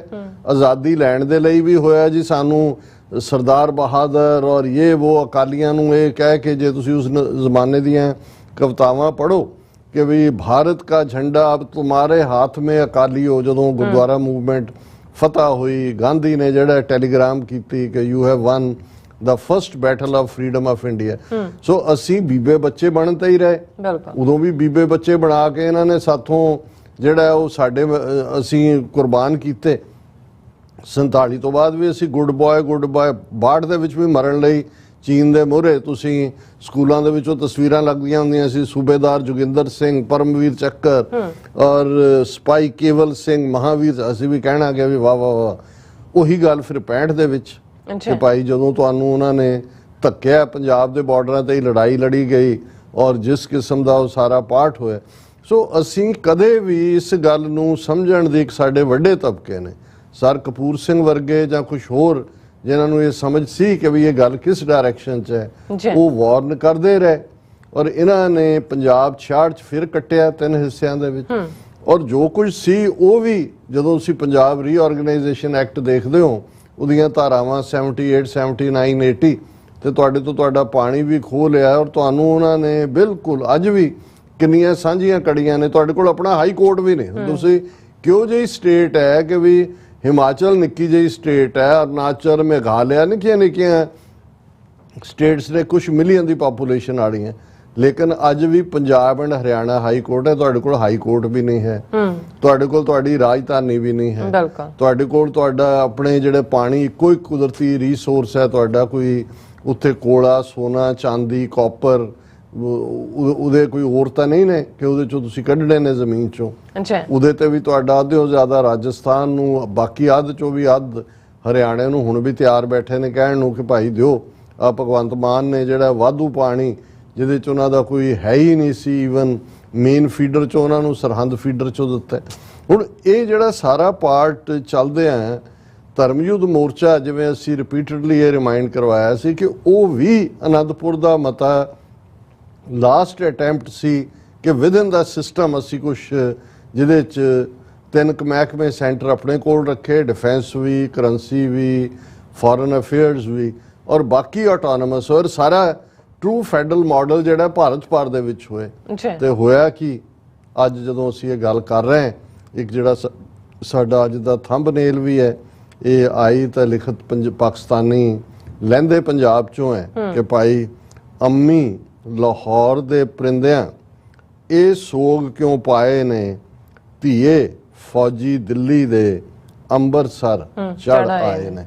ਹੁਣ ਇਹ ਲਾਹੌਰ ਤੇ ਅੰਮ੍ਰਿਤਸਰ, ਜੇ ਤੁਸੀਂ ਟਵਿਨ ਸਿਟੀਜ਼ 15 ਕਿਲੋਮੀਟਰ ਅਪਾਰਟ, ਤੇ ਲਾਹੌਰ ਦੀ ਪ੍ਰੋਗਰੈਸ ਦੇਖੋ ਕਿ ਕਿੱਥੇ ਇਹਨਾਂ 75 ਸਾਲਾਂ ਦੇ ਵਿੱਚ ਇੰਡਸਟਰੀ ਵਾਈਜ਼, ਅਦਰਵਾਈਜ਼ ਲਾਹੌਰ ਕਿੱਥੇ ਹੈ, ਤੇ ਅੰਮ੍ਰਿਤਸਰ ਕਿਸ ਲੈਵਲ ਦੇ ਉੱਤੇ ਸੀ। ਕੱਲ ਵੀ ਗੱਲ ਕੀਤੀ ਸੀ ਕਿ ਈਵਨ ਇਹ ਸਿੰਪਲ ਮੰਗ ਕੇ ਭਾਈ ਇਹਨੂੰ ਹੋਲੀ ਸਿਟੀ ਦਾ ਦਰਜਾ, ਐਟਲੀਸਟ ਵਾਰਲਡ ਸਿਟੀ, ਜਦੋਂ ਸਿਟੀ ਕਿਹਾ ਜਾਂਦਾ ਹੈ, ਪੁਰਾਣੇ ਸ਼ਹਿਰ ਜਿਨ੍ਹਾਂ ਦੀ ਕੰਧ ਹੁੰਦੀ ਸੀ, ਬਾਕੀ ਤਾਂ ਉਸ ਤੋਂ ਬਾਅਦ ਸੁਬਰਬ ਜਾਂ ਸਾਰੇ ਹੀ ਵਸੇ ਨੇ ਸ਼ਹਿਰ, ਅੰਮ੍ਰਿਤਸਰ ਵੀ ਵਾਰਲਡ ਸਿਟੀ ਤਾਂ ਬਹੁਤ ਛੋਟਾ ਹੈ। ਔਰ ਜਿਹੜੀ ਮੰਗ ਵੀ ਸੀ ਕਿ ਬਈ ਇਹ ਹੋਲੀ ਸਿਟੀ ਵਾਰਲਡ ਸਿਟੀ ਦੀ ਮੰਗ ਸੀ, ਲੇਕਿਨ ਉਸ ਦਾ ਜਵਾਬ ਅਸੀਂ ਦੇਖਿਆ ਕਿ ਭਾਈ ਇਹ ਹਿੰਦੂ ਤਵੀਆਂ ਨੇ ਇਹਨਾਂ ਨਾਰਿਆਂ ਦੇ ਨਾਲ ਸੜਕਾਂ ਤੇ ਜਾ ਕੇ ਕਿ ਇਹ ਜਿਹੜਾ ਸਿਗਰਟ ਬੀੜੀ ਪੀएंगे, शान के साथ जिएंगे, ਕੱਛ ਕੰਗਾ ਕੜਾ ਕਿਰਪਾਨ ਇਨਕੋ ਭੇਜੋ ਪਾਕਿਸਤਾਨ। ਮਤਲਬ ਤੁਸੀਂ ਲਾਇਲਟੀ ਪ੍ਰੂਵ ਕਰਨ ਤੇ ਰਹੇ ਕਿ ਜੀ ਅਸੀਂ ਵੱਡੇ ਭਾਰਤ ਮਾਤਾ ਦੇ ਸਪੁੱਤਰ ਹੈ, ਬੜੇ ਅਸੀਂ ਦੇਸ਼ ਭਗਤ ਹੈ। ਉਹ ਪਹਿਲੇ ਦਿਨ ਤੋਂ ਹੀ ਤੁਹਾਨੂੰ ਜਿਹੜਾ ਹੈ ਉਹਨਾਂ ਨੇ ਟ੍ਰੀਟਰਸ ਦੇ ਖਾਨੇ ਦੇ ਵਿੱਚ ਹੀ ਰੱਖਿਆ। ਔਰ ਅੱਜ ਜੋ 1 ਜੂਨ ਦੀ ਸ਼ੁਰੂਆਤ ਦੀ ਅਸੀਂ ਜਦੋਂ ਗੱਲ ਕਰ ਰਹੇ ਹਾਂ, ਜੋ ਭਾਣਾ ਉਸ ਧਰਤੀ ਤੇ ਵਰਤਾਇਆ ਗਿਆ, ਠੀਕ ਕੌਮ ਨੇ ਉਸ ਦੇ ਲਈ ਲਫ਼ਜ਼ ਘੱਲੂਘਾਰਾ, ਕਿਉਂਕਿ ਜਿਵੇਂ ਅਸੀਂ 18ਵੀਂ ਸਦੀ ਦੇ ਇਤਿਹਾਸ ਦੇ 2 ਘੱਲੂਘਾਰਿਆਂ ਦਾ ਜ਼ਿਕਰ ਕਰਦੇ ਹਾਂ, ਵੱਡਾ ਘੱਲੂਘਾਰਾ ਔਰ ਛੋਟਾ ਘੱਲੂਘਾਰਾ। ਇਹ ਉਹ ਘੱਲੂਘਾਰਾ ਜਿਹੜਾ ਡੈਮੋਕ੍ਰੇਸੀ ਦੇ ਨਾਂ ਥੱਲੇ ਉਸ ਇੰਡੀਅਨ ਸਟੇਟ ਨੇ, ਜਿਹੜੀ ਇੰਡੀਅਨ ਸਟੇਟ ਸਿੱਖ ਕੌਮ ਦੇ ਨਾਲ ਤੀਸਰੀ ਧਿਰ ਸੀ ਜਦੋਂ ਟ੍ਰਾਂਸਫਰ ਆਫ ਪਾਵਰ ਹੋਈ, ਜਿਸ ਕੌਮ ਨੇ 1849 ਤੱਕ ਉਸ ਖਿੱਤੇ ਦੇ ਉੱਤੇ ਜਿਹੜਾ ਹੈ ਉਹ ਆਪਣੀ ਸੋਵਰਨਿਟੀ ਐਸਟੈਬਲਿਸ਼ ਕੀਤੀ ਹੋਈ ਸੀ। ਜਿਸ ਕੌਮ ਨੇ 80% ਤੋਂ ਜ਼ਿਆਦਾ ਕੁਰਬਾਨੀਆਂ ਬ੍ਰਿਟਿਸ਼ ਸਾਮਰਾਜ ਤੋਂ ਫਰੀडम ਦੇ ਵਿੱਚ ਵੀ ਦਿੱਤੀਆਂ, ਜਿਸ ਨੇ ਹਰ ਖਿੱਤੇ ਦੇ ਵਿੱਚ ਇਕਨੋਮਿਕਸ, ਸਪੋਰਟਸ, ਅੱਜ ਤਾਂ ਹੁਣ ਇਹ ਹਰਿਆਣੇ ਦੇ ਪਹਿਲਵਾਨ ਆ ਗਏ ਜਾਂ ਦੂਸਰੇ ਆ ਗਏ, ਤੁਸੀਂ 50s ਤੋਂ ਦੇਖੋ, ਕਾਮਨਵੈਲਥ ਖੇਡਾਂ ਹੋਣ, ਏਸ਼ੀਅਨ ਖੇਡਾਂ ਹੋਣ, ਉਹੀ ਜੂੜਿਆਂ ਵਾਲੇ ਮੁੰਡੇ। ਹੁਣ ਤੁਸੀਂ ਇਹ ਦੇਖੋਗੇ ਵੀ ਉਹੀ ਧਰਤੀ ਜਿੱਥੇ ਕਦੇ ਹਾਕੀ ਦੇ 11 ਚੋਂ 9 ਪਲੇਅਰ ਸਿੱਖਾਂ ਦੇ ਮੁੰਡੇ ਸੀ, ਦੂਸਰੀਆਂ ਸਪੋਰਟਸ ਦੇ ਵਿੱਚ ਵੀ ਅੱਗੇ, ਐਥਲੈਟਿਕਸ ਦੇ ਵਿੱਚ ਵੀ ਅੱਗੇ, ਅਚਾਨਕ ਕੀ ਹੋ ਗਿਆ, ਕਿੱਥੇ ਚਲੇ ਗਏ? ਕਿਉਂਕਿ ਸਟੇਟ ਨੇ ਇਸ ਗੱਲ ਨੂੰ ਯਕੀਨੀ ਬਣਾਇਆ। ਅੱਜ ਪੰਜਾਬ, ਜੇ ਭਾਰਤ ਦੇ 29 ਸੂਬਿਆਂ ਦੀ ਆਰਥਿਕ ਹਾਲਤ ਦੇਖੋ, ਉਹ 18ਵੇਂ 19ਵੇਂ ਨੰਬਰ ਤੇ ਹੈ। ਸਪੋਰਟਸ ਵੀ ਤੁਹਾਨੂੰ ਨਹੀਂ ਲੱਭਦਾ, ਬਾਕੀ ਵੀ ਜਿਹੜੀਆਂ ਚੀਜ਼ਾਂ ਨੇ ਉਹ ਤੁਹਾਨੂੰ ਇਕਨੋਮਿਕਲੀ ਔਰ ਅਦਰ ਵੇ ਅਰਾਊਂਡ। ਪਿਛਲੇ ਦਿਨਾਂ 'ਚ IAS ਔਰ ਦੂਸਰੇ UPSC ਦੀ ਲਿਸਟ ਆਈ ਹੈ, ਜੋ 500 ਹੈ ਤਾਂ 400 ਜਿਹੜਾ UP ਬਿਹਾਰ ਦਾ ਭਈਆ ਉਹਨਾਂ ਦੇ ਵਿੱਚ। ਅੱਛਾ, ਤੁਹਾਡੇ ਲਈ ਕੋਈ ਥਾਂ ਨਹੀਂ। ਤੇ ਜਿਹੜੇ ਤੁਹਾਡੇ ਬਣ ਵੀ ਜਾਣਗੇ, ਅੱਧਿਓਂ ਜ਼ਿਆਦਾ ਉਹਨਾਂ ਨੇ ਇਸ ਗੱਲ ਨੂੰ ਯਕੀਨੀ ਬਣਾਇਆ ਵੀ ਉਹਨਾਂ ਦੇ ਸਿਰਾਂ ਤੇ ਪੱਗਾਂ ਨਾ ਰਹਿਣ। ਕਦੇ ਸੋਚਿਆ ਵੀ ਨਹੀਂ ਸੀ ਜਾ ਸਕਦਾ ਕਿ ਕੋਈ ਫੌਜੀ ਸਿੱਖ ਜਿਹੜਾ ਹੈ ਉਹ ਬਿਨਾਂ ਦਸਤਾਰ ਤੋਂ ਹੋ ਸਕਦਾ ਹੈ। ਲੇਕਿਨ ਤੁਸੀਂ ਅੱਜ ਨਾਂ ਦੇਖੋਗੇ, last name colonel, brigadier, major general, ਤੁਹਾਨੂੰ ਸਿੱਖ ਨਾਂ ਤੋਂ ਅੰਦਾਜ਼ਾ ਹੁੰਦਾ ਸਿੱਖ ਹੈ, ਸਿਰਾਂ ਤੇ ਪੱਗ ਨਹੀਂ ਹੁੰਦੀ। ਕਿਉਂਕਿ ਉਹਨਾਂ ਨੂੰ ਹੀ ਐਨਕਰੇਜ ਕੀਤਾ ਗਿਆ, ਜਾਂ ਦੂਜਿਆਂ ਨੂੰ। ਜਿਹੜਾ 5 ਕਕਾਰੀ ਸੀ ਉਹ ਤਾਂ ਉਹਨਾਂ ਨੇ ਫੰਡਾਮੈਂਟਲਿਸਟ ਬਣਾ ਦਿੱਤਾ, ਟੈਰਰਿਸਟ 84 ਤੋਂ ਬਾਅਦ ਤਾਂ ਬਿਲਕੁਲ ਹੀ ਰੀਡਿਫਾਈਨ ਕੀਤਾ। ਸੋ ਇਸ ਸਾਰੇ ਦੇ ਚੱਲਦਿਆਂ ਜਦੋਂ ਇੰਡੀਅਨ ਸਟੇਟ ਨੇ ਪੂਰੇ ਮਾਈਟ ਦੇ ਨਾਲ, ਪੂਰੀ ਪਲੈਨਿੰਗ ਦੇ ਨਾਲ, ਅਸੀਂ ਗੱਲ ਕੀਤੀ ਸੀ ਕਿ ਇੰਦਰਾ ਗਾਂਧੀ ਜਦੋਂ ਵਾਪਸ ਪਾਵਰ ਦੇ ਵਿੱਚ ਆਈ, ਕਿਵੇਂ ਚਕਰਾਤਾ ਔਰ ਦੂਸਰੀਆਂ ਥਾਵਾਂ ਦਾ ਹੁਣ ਸਬੂਤ ਹੈ ਕਿ ਕਿਵੇਂ ਦਰਬਾਰ ਸਾਹਿਬ ਦਾ ਮਾਡਲ ਬਣਾ ਕੇ ਸਪੈਸ਼ਲ ਜਿਹੜੀ ਇੰਡੋ ਤਿੱਬਤਨ ਬਾਰਡਰ ਫੋਰਸ ਕ੍ਰੀਏਟ ਕੀਤੀ ਗਈ ਸੀ 62 ਤੋਂ ਬਾਅਦ, ਉਹਨਾਂ ਦੇ ਕਮਾਂਡੋ ਲਿਆਂਦੇ ਗਏ, ਆਰਮੀ ਦੇ ਸਪੈਸ਼ਲ ਕਮਾਂਡੋ, ਉਹਨਾਂ ਦੀ ਟ੍ਰੇਨਿੰਗ, ਔਰ ਕਿਵੇਂ ਫਿਰ ਅੱਜ ਦੇ ਦਿਨ ਉਹਨਾਂ ਨੇ ਪੰਜਾਬ ਨੂੰ ਰੈਸਟ ਆਫ ਇੰਡੀਆ ਤੋਂ, ਦੁਨੀਆ ਤੋਂ ਰਾਦਰ ਕੱਟ ਆਫ ਕਰ ਦਿੱਤਾ ਹੈ। ਜੋ ਵੀ ਮੀਡੀਆ ਸੀ ਉਸ ਦੇ ਉੱਤੇ ਪੱਕਾ ਸੈਂਸਰ, ਕੋਈ ਹੋਰ ਤੁਹਾਡੀਆਂ ਫੋਨ ਲਾਈਨਾਂ, ਕੋਈ ਕਿਸੇ ਦੀ ਪਹੁੰਚ ਨਹੀਂ, ਪੈਦਲ ਚੱਲਣ ਤੱਕ ਤੇ ਪਾਬੰਦੀ ਲਾ ਦਿੱਤੀ, ਕਰਫਿਊ, ਮਾਰਸ਼ਲ ਲਾਅ ਵਾਂਗ। ਔਰ ਪੰਜਾਬ ਦੇ ਵਿੱਚ ਲਗਭਗ 2 ਲੱਖ ਫੌਜ, 1 ਲੱਖ ਜਿਹੜੀ ਹੈ ਉਹਨਾਂ ਦੀ, ਉਹ ਪੰਜਾਬ ਦੇ 12,000 ਤੋਂ ਜ਼ਿਆਦਾ ਪਿੰਡਾਂ ਦੇ ਵਿੱਚ, ਪਾਕਿਸਤਾਨ ਦੇ ਬਾਰਡਰ ਤੋਂ ਲੈ ਕੇ ਔਰ ਈਵਨ ਚੰਡੀਗੜ੍ਹ ਔਰ ਹਰਿਆਣੇ ਦੇ ਕੁਝ ਹਿੱਸੇ ਵੀ। ਔਰ ਇਹ ਜਿਹੜਾ ਧਾਵਾ ਫਿਰ 3 ਜੂਨ ਨੂੰ ਜਦੋਂ ਫੁੱਲ ਸਕੇਲ ਅਟੈਕ ਸ਼੍ਰੀ ਅਕਾਲ ਤਖਤ ਸਾਹਿਬ, ਦਰਬਾਰ ਸਾਹਿਬ ਤੇ 37 ਹੋਰ ਇਤਿਹਾਸਕ ਗੁਰਦੁਆਰਿਆਂ ਤੇ ਹੁੰਦਾ ਹੈ, ਜਿਨ੍ਹਾਂ 'ਚ ਬਹੁਤਿਆਂ ਨੂੰ, ਕਿਉਂਕਿ ਜਦੋਂ ਟੈਂਕਾਂ ਦੀ ਗੱਲ ਹੁੰਦੀ ਹੈ, ਟੈਂਕਾਂ ਤੋਪਾਂ ਦੇ ਹਮਲੇ ਦੀ, ਤਾਂ ਸਾਡਾ ਫੋਕਸ ਦਰਬਾਰ ਸਾਹਿਬ ਤੱਕ ਹੀ ਹੁੰਦਾ ਹੈ। ਲੇਕਿਨ ਦਰਬਾਰ ਸਾਹਿਬ ਤੋਂ ਇਲਾਵਾ ਤਰਨਤਾਰਨ ਸਾਹਿਬ ਦੀਆਂ ਪਰਿਕਰਮਾ 'ਚ ਵੀ ਟੈਂਕ ਲਿਆਂਦੇ ਗਏ, ਗੁਰਦੁਆਰਾ ਦੂਖ ਨਿਵਾਰਨ ਸਾਹਿਬ ਪਟਿਆਲਾ 'ਚ ਵੀ ਟੈਂਕ ਲਿਆਂਦੇ ਗਏ, ਗੁਰਦੁਆਰਾ ਮੁਕਤਸਰ ਸਾਹਿਬ ਦੇ ਵਿੱਚ ਵੀ ਟੈਂਕ ਲਿਆਂਦੇ ਗਏ। ਔਰ ਇਹ ਜਿਹੜਾ ਸਿੱਖ ਕੌਮ ਦੇ ਖਿਲਾਫ ਟੋਟਲ ਵਾਰ ਦੀ ਸ਼ੁਰੂਆਤ ਸੀ। ਹੁਣ ਇੰਨੇ ਕੁ ਅਕਾਊਂਟ, ਇੰਨੀਆਂ ਕਿਤਾਬਾਂ ਆ ਗਈਆਂ ਨੇ ਔਰ ਚੰਗੇ ਹਿਸਟੋਰੀਅਨਸ ਨੇ, ਜਿਨ੍ਹਾਂ 'ਚ ਖਾਸ ਤੌਰ ਤੇ ਸਰ ਅਜਮੇਰ ਸਿੰਘ ਹੋਰਾਂ ਨੇ ਕਾਫੀ ਰਿਸਰਚ ਕਰਕੇ ਘੱਲੂਘਾਰਾ 84 ਔਰ ਇਹ ਸਾਰੇ ਦੇ ਉੱਤੇ ਜਿਹੜਾ ਬ੍ਰੇਕਡਾਊਨ ਦਿੱਤਾ ਡੇ ਵਾਈਜ਼ ਕਿ 1 ਜੂਨ ਨੂੰ ਕੀ ਹੋਇਆ, 2 ਨੂੰ ਕੀ ਹੋਇਆ, 3 ਨੂੰ ਕੀ ਹੋਇਆ। ਸੋ ਮੈਂ ਉਸ ਵੇਰ ਵਿੱਚ ਨਹੀਂ ਜਾਵਾਂਗਾ ਹੁਣ, ਇੰਨੀ ਜਾਣਕਾਰੀ। ਔਰ ਬੈਟਲ ਆਫ ਅੰਮ੍ਰਿਤਸਰ, ਜਿਵੇਂ ਇੱਕ ਫਿਲਮ ਜਿਹਨੂੰ ਆਸਟ੍ਰੇਲੀਆ ਦੇ ਵਿੱਚ ਵੀ ਡਿਸਪਲੇ ਕੀਤਾ ਜਾ ਰਿਹਾ ਇਸ ਘੱਲੂਘਾਰਾ 84 ਦੀ ਯਾਦ ਦੇ ਮੌਕੇ, ਉਸ ਦੇ ਵਿੱਚ ਜਿਹੜੀਆਂ ਆਈ ਵਿਟਨੈਸਿਸ ਨੇ ਉਹਨਾਂ ਦਾ ਅਕਾਊਂਟ ਸ਼ਾਮਲ ਹੈ ਵੀ ਕੀ ਹੋਇਆ।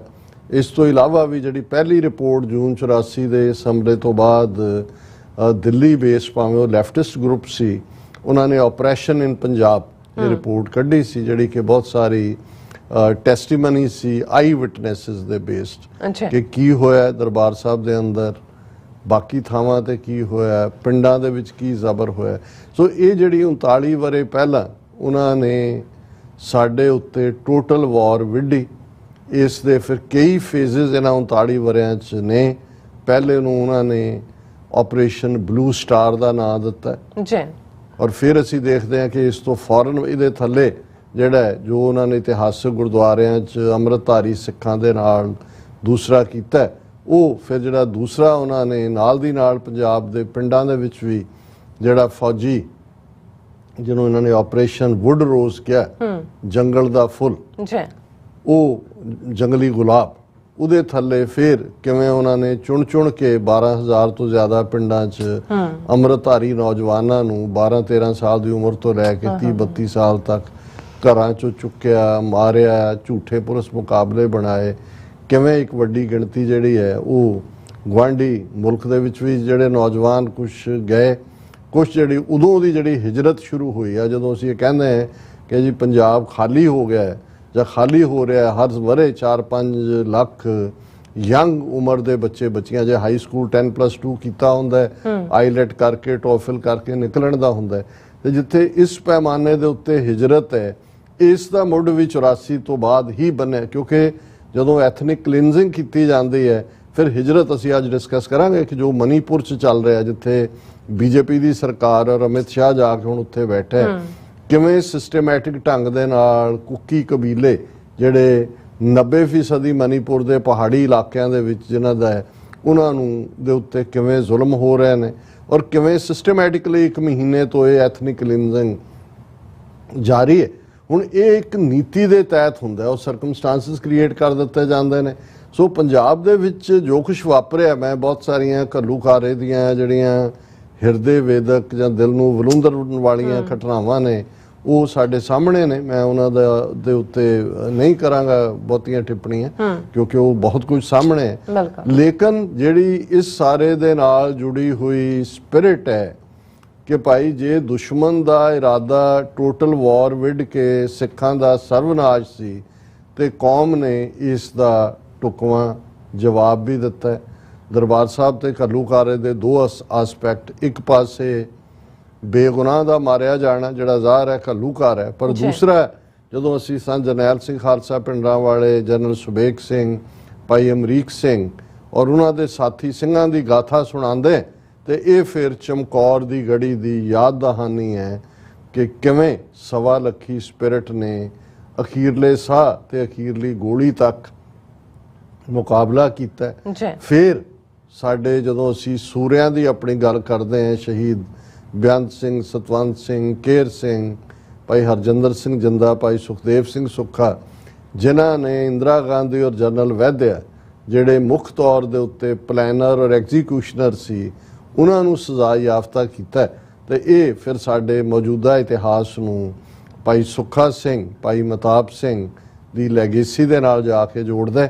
ਔਰ ਮੈਂ ਬਹੁਤਾ ਅੱਗੇ ਨਾ ਜਾਂਦਾ ਹੋਇਆ ਬਾਕੀ ਅਸੀਂ ਗੱਲ ਕਰਾਂਗੇ ਧਰਮੀ ਫੌਜੀਆਂ ਦੀ ਕਿੰਨੀ ਵੱਡੀ ਸੈਕਰੀਫਾਈਸ ਹੈ ਔਰ ਇਹ ਸਾਰੇ ਦੇ ਵਿੱਚ ਕੀ ਵਾਪਰਦਾ।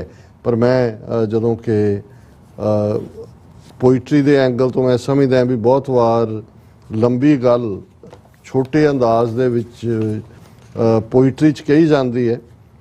ਹਰਭਜਨ ਸਿੰਘ ਜਿਹੜੇ ਵੱਡੇ ਸਿੱਖ ਸਕਾਲਰ ਸੀ, ਉਹਨਾਂ ਨੇ ਇਸ ਦੇ ਉੱਤੇ ਇੱਕ ਨਜ਼ਮ ਲਿਖੀ ਸੀ। ਅਸੀਂ ਆਉਣ ਵਾਲੇ ਦਿਨਾਂ 'ਚ ਵੀ ਬਾਕੀਆਂ ਦਾ ਖਾਸ ਤੌਰ ਤੇ ਅਫਜ਼ਲ ਅਹਿਸਨ ਰੰਧਾਵਾ ਦੀ ਜਿਹੜੀ ਕਲਾਸਿਕ ਨਜ਼ਮ ਹੈ ਉਸ ਨੂੰ ਵੀ ਸ਼ੇਅਰ ਕਰਾਂਗੇ, ਪਰ ਇਹ ਮੈਂ ਬਿਨਾਂ ਬਹੁਤੇ ਕਾਮੈਂਟ ਤੋਂ ਇਸ ਨੂੰ ਸ਼ੇਅਰ ਕਰਨਾ ਚਾਹੁੰਦਾ।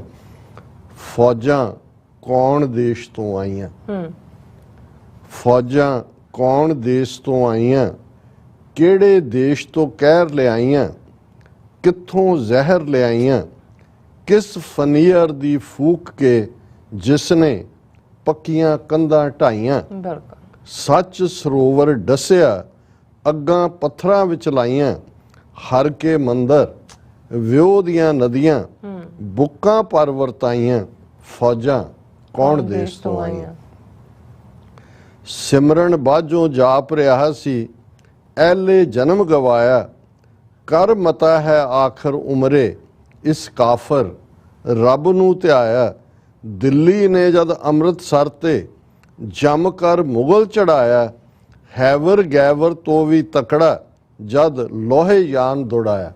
ਹੈਵਰ ਗੈਵਰ ਪੁਰਾਣੀਆਂ ਜੰਗਾਂ ਹਾਥੀਆਂ ਔਰ ਘੋੜਿਆਂ ਦੀਆਂ ਹੁੰਦੀਆਂ ਸੀ, ਤੇ ਲੋਹ ਯਾਨ ਉਹਨਾਂ ਨੇ ਟੈਂਕ ਨੂੰ ਕਿਹਾ ਵੀ ਅੱਗੇ ਤਾਂ ਅਸੀਂ ਹਾਥੀਆਂ ਤੇ ਘੋੜਿਆਂ ਦੀਆਂ ਜੰਗਾਂ ਸੀ, ਤੇ ਇਹਨਾਂ ਨੇ ਸਿਮਰਨ ਬਾਝੋਂ ਜਾਪ ਰਿਹਾ ਸੀ ਐਲੇ ਜਨਮ ਗਵਾਇਆ, ਕਰ ਮਤਾ ਹੈ ਆਖਰ ਉਮਰੇ ਇਸ ਕਾਫਰ ਰੱਬ ਨੂੰ ਧਿਆਇਆ, ਦਿੱਲੀ ਨੇ ਜਦ ਅੰਮ੍ਰਿਤਸਰ ਤੇ ਜੰਮ ਕਰ ਮੁਗਲ ਚੜਾਇਆ, ਹੈਵਰ ਗੈਵਰ ਤੋਂ ਵੀ ਤਕੜਾ ਜਦ ਲੋਹੇ ਯਾਨ ਦੌੜਾਇਆ, मैं रब नूं बहुत ध्याया, फौजां ने जद सोन कलश ते तुपक तान चलाया। तुपक तोप नूं कहंदे ने कि अकाल तख्त वाल तोपां दे गोले वराए। फौजां ने जद सोन कलश ते तुपक तान चलाया, खखड़ी खखड़ी होके डिग्गा, जद मेरे सिर दा साया, मैं रब नूं बहुत ध्याया। सच तखत जिने ढाया सी, उसे जदों बनाया, ਤਾਂ ਅਪਰਾਧੀ ਦੂਣਾ ਨਿਭਦਾ ਮੈਨੂੰ ਨਜ਼ਰ ਹੀ ਆਇਆ। ਇਹ ਸਰਕਾਰ ਸੇਵਾ ਨਾਲ ਜਦੋਂ ਵਾਪਸ ਅਕਾਲ ਤਖਤ ਇਹਨਾਂ ਨੇ ਬਣਾ ਕੇ ਸਿੱਖਾਂ ਨੂੰ ਕਿਹਾ ਜੀ ਆਹ ਲਓ ਤੁਹਾਡਾ ਢਾਇਆ ਸੀ, ਅਸੀਂ ਵਾਪਸ ਤੁਹਾਨੂੰ ਬਣਾ ਕੇ ਦੇ ਰਹੇ, ਤੇ ਸਿੱਖਾਂ ਨੇ ਕਿਹਾ ਵੀ ਨਹੀਂ ਇਹ ਤੁਹਾਡਾ ਬਣਾਇਆ ਸਾਨੂੰ ਕਬੂਲ ਨਹੀਂ। ਉਹਨਾਂ ਨੇ ਉਸ ਨੂੰ ਢਾਹ ਕੇ ਮੁੜ ਕਾਰ ਸੇਵਾ ਨਾਲ ਸਿੱਖ ਸੰਗਤਾਂ ਨੇ ਬਣਾਇਆ ਸੀ। ਸੋ ਉਹ ਉਹਨਾਂ ਨੇ ਇਸ਼ਾਰਾ ਕੀਤਾ। ਸੱਚ ਤਖਤ ਜਿਨੇ ਢਾਇਆ ਸੀ, ਉਸੇ ਜਦੋਂ ਬਣਾਇਆ, ਤਾਂ ਅਪਰਾਧੀ ਦੂਣਾ ਨਿਭਦਾ ਮੈਨੂੰ ਨਜ਼ਰ ਹੀ ਆਇਆ। ਮੈਂ ਰੱਬ ਨੂੰ ਬਹੁਤ ਧਿਆਇਆ। ਸਤਿਗੁਰ ਇਹ ਕੀ ਕਲਾ ਵਿਖਾਈ, ਤੂੰ ਕੀ ਪਾਣਾ ਵਰਤਾਇਆ।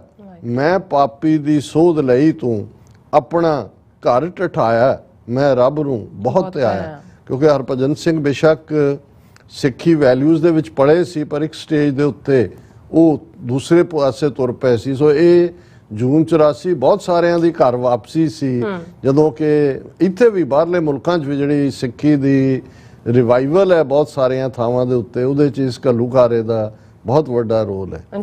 ਸ਼ਾਮ ਪਈ ਤਾਂ ਸਤਿਗੁਰ ਬੈਠੇ, ਇੱਕੋ ਦੀਵਾ ਬਾਲ ਕੇ, ਪਰਕਰਮਾਂ ਤੋਂ ਜ਼ਖਮ ਬੁਲਾ ਲੇ, ਸੁੱਤੇ ਹੋਏ ਉਠਾਲ ਕੇ। ਜ਼ਹਿਰੀ ਰਾਤ ਗਜ਼ਬ ਦੀ ਕਾਲੀ, ਕਿਤੇ ਕਿਤੇ ਕੋਈ ਤਾਰਾ ਸੀ, ਭਿੰਨੜੇ ਬੋਲ ਗੁਰੂ ਜੀ ਬੋਲੇ, ਚਾਨਣ ਵਿੱਚ ਨੁਹਾਲ ਕੇ। ਅੱਜ ਦੀ ਰਾਤ ਕਿਸੇ ਨਹੀਂ ਸੌਣਾ, ਹਾਲੇ ਦੂਰ ਸ਼ਹੀਦੀ ਹੈ, ਅਜੇ ਤਾਂ ਸੂਰਜ ਰੋਸ਼ਨ ਕਰਨਾ, ਆਪਣੇ ਹੱਥੀਂ ਬਾਲ ਕੇ। ਨਾ ਕੋ ਬੈਰੀ ਨਾਹੇ ਬਗਾਨਾ, ਸਤਿਗੁਰ ਦਾ ਸਭ ਸਦਕਾ ਹੈ, ਪਰ ਵੇਖੋ ਜਾਬਰ ਲੈ ਨਾ ਜਾਏ, ਪਰ ਪ੍ਰਤੀਤ ਉਧਾਲ ਕੇ। ਸੋ ਇਹ ਜਿਹੜੀ ਸ਼ਾਇਰੀ ਹੁੰਦੀ ਹੈ, ਇਹ ਸਿੰਬਲਸ ਦੇ ਵਿੱਚ ਗੱਲ ਹੁੰਦੀ ਹੈ, ਔਰ ਇਹ ਜਿਹੜੀਆਂ ਭਾਵਨਾਵਾਂ ਨੇ ਉਸ ਪੀਰੀਅਡ ਦੇ ਵਿੱਚ ਹਰ ਸਿੱਖ ਕੋਈ ਪ੍ਰੈਕਟਿਸਿੰਗ ਸੀ ਨਹੀਂ ਸੀ, ਸਿੱਖੀ ਸਰੂਪ ਸੀ ਨਹੀਂ ਸੀ, ਦੁਨੀਆ ਭਰ ਦੇ ਵਿੱਚ ਇੱਕ ਇੰਨਾ ਵੱਡਾ ਸ਼ੌਕ ਸਮੁੱਚੀ ਕੌਮ ਦੇ ਲਈ ਸੀ। ਔਰ ਸ਼ਾਇਦ ਅਕਾਲ ਤਖਤ ਨੇ ਆਪਣੀ ਸ਼ਹਾਦਤ ਦੇ ਨਾਲ ਸਿੱਖ ਕੌਮ ਦੇ ਅੰਦਰ ਫਿਰ ਉਹ ਸੋਵਰਨਿਟੀ, ਉਹ ਗੈਰਤ, ਉਹ ਅਣਖ ਜਿਸ ਤੋਂ ਸਾਡਾ ਇੱਕ ਹਿੱਸਾ ਮਹਿਰੂਮ ਹੁੰਦਾ ਜਾ ਰਿਹਾ ਸੀ, ਉਸ ਨੂੰ ਵਾਪਸ ਭਰਿਆ। ਜੀ ਡਾਕਟਰ ਸਾਹਿਬ, ਤੁਹਾਡਾ ਬਹੁਤ ਬਹੁਤ ਸ਼ੁਕਰੀਆ। ਇਸ ਵਕਤ ਲੈਣੇ ਬ੍ਰੇਕ, ਔਰ ਬ੍ਰੇਕ ਤੇ ਜਾਣ ਤੋਂ ਪਹਿਲਾਂ ਅਸੀਂ ਦਰਸ਼ਕਾਂ ਤੇ ਸਰੋਤਿਆਂ ਨੂੰ ਅਪੀਲ ਤੇ ਬੇਨਤੀ ਕਰਦੀ ਹੈ ਵਿਊਅਰਸ, ਜਿਸ ਤਰ੍ਹਾਂ ਕਿ ਤੁਸੀਂ ਜਾਣਦੇ ਹੋ ਕਿ TV 84 ਇੱਕ ਪੰਥਕ ਚੈਨਲ ਹੈ, ਔਰ TV 84 ਦੀ ਚੜ੍ਹਦੀ ਕਲਾ ਲਈ ਵੱਧ ਤੋਂ ਵੱਧ ਡੋਨੇਟ ਕਰੋ। ਡੋਨੇਟ ਕਰਨੀ ਸਾਡੀ ਵੈਬਸਾਈਟ tv84.tv ਤੇ ਜਾ ਕੇ ਪੇਪਲ ਦੀ ਵਰਤੋਂ ਕਰਕੇ ਵਨ ਟਾਈਮ ਡੋਨੇਟ ਕਰ ਸਕਦੇ ਹੋ, ਮੰਥਲੀ ਡੋਨੇਟ ਵੀ ਕਰ ਸਕਦੇ ਹੋ। ਤੁਸੀਂ TV 84 ਦੇ ਨਾਮ ਤੇ ਚੈੱਕ ਬਣਾ ਕੇ ਸਾਨੂੰ ਮੇਲ ਵੀ ਕਰ ਸਕਦੇ ਹੋ ਸਾਡੇ ਇਸ ਪਤੇ ਤੇ 36-01 37th Avenue, Long Island City, New York 11101 USA, ਜਾਂ ਫਿਰ ਤੁਸੀਂ ਸਾਨੂੰ ਫੋਨ ਰਾਹੀਂ ਵੀ ਸੰਪਰਕ ਕਰ ਸਕਦੇ ਹੋ 5166191984। ਤੁਸੀਂ ਸਾਨੂੰ ਈਮੇਲ ਵੀ ਕਰ ਸਕਦੇ ਹੋ info@tv84.tv ਤੇ ਅਸੀਂ ਤੁਹਾਡੇ ਤਹਿ ਦਿਲ ਤੋਂ ਸ਼ੁਕਰਗੁਜ਼ਾਰ ਹੋਵਾਂਗੇ। ਇਸ ਵਕਤ ਲੈਣੇ ਬ੍ਰੇਕ ਵਿਊਅਰਸ, ਤੁਸੀਂ ਸਾਨੂੰ ਇਸੇ ਤਰ੍ਹਾਂ ਬਣੇ ਰਹਿਣਾ। ਮਿਲਦੇ ਹਾਂ after this short break.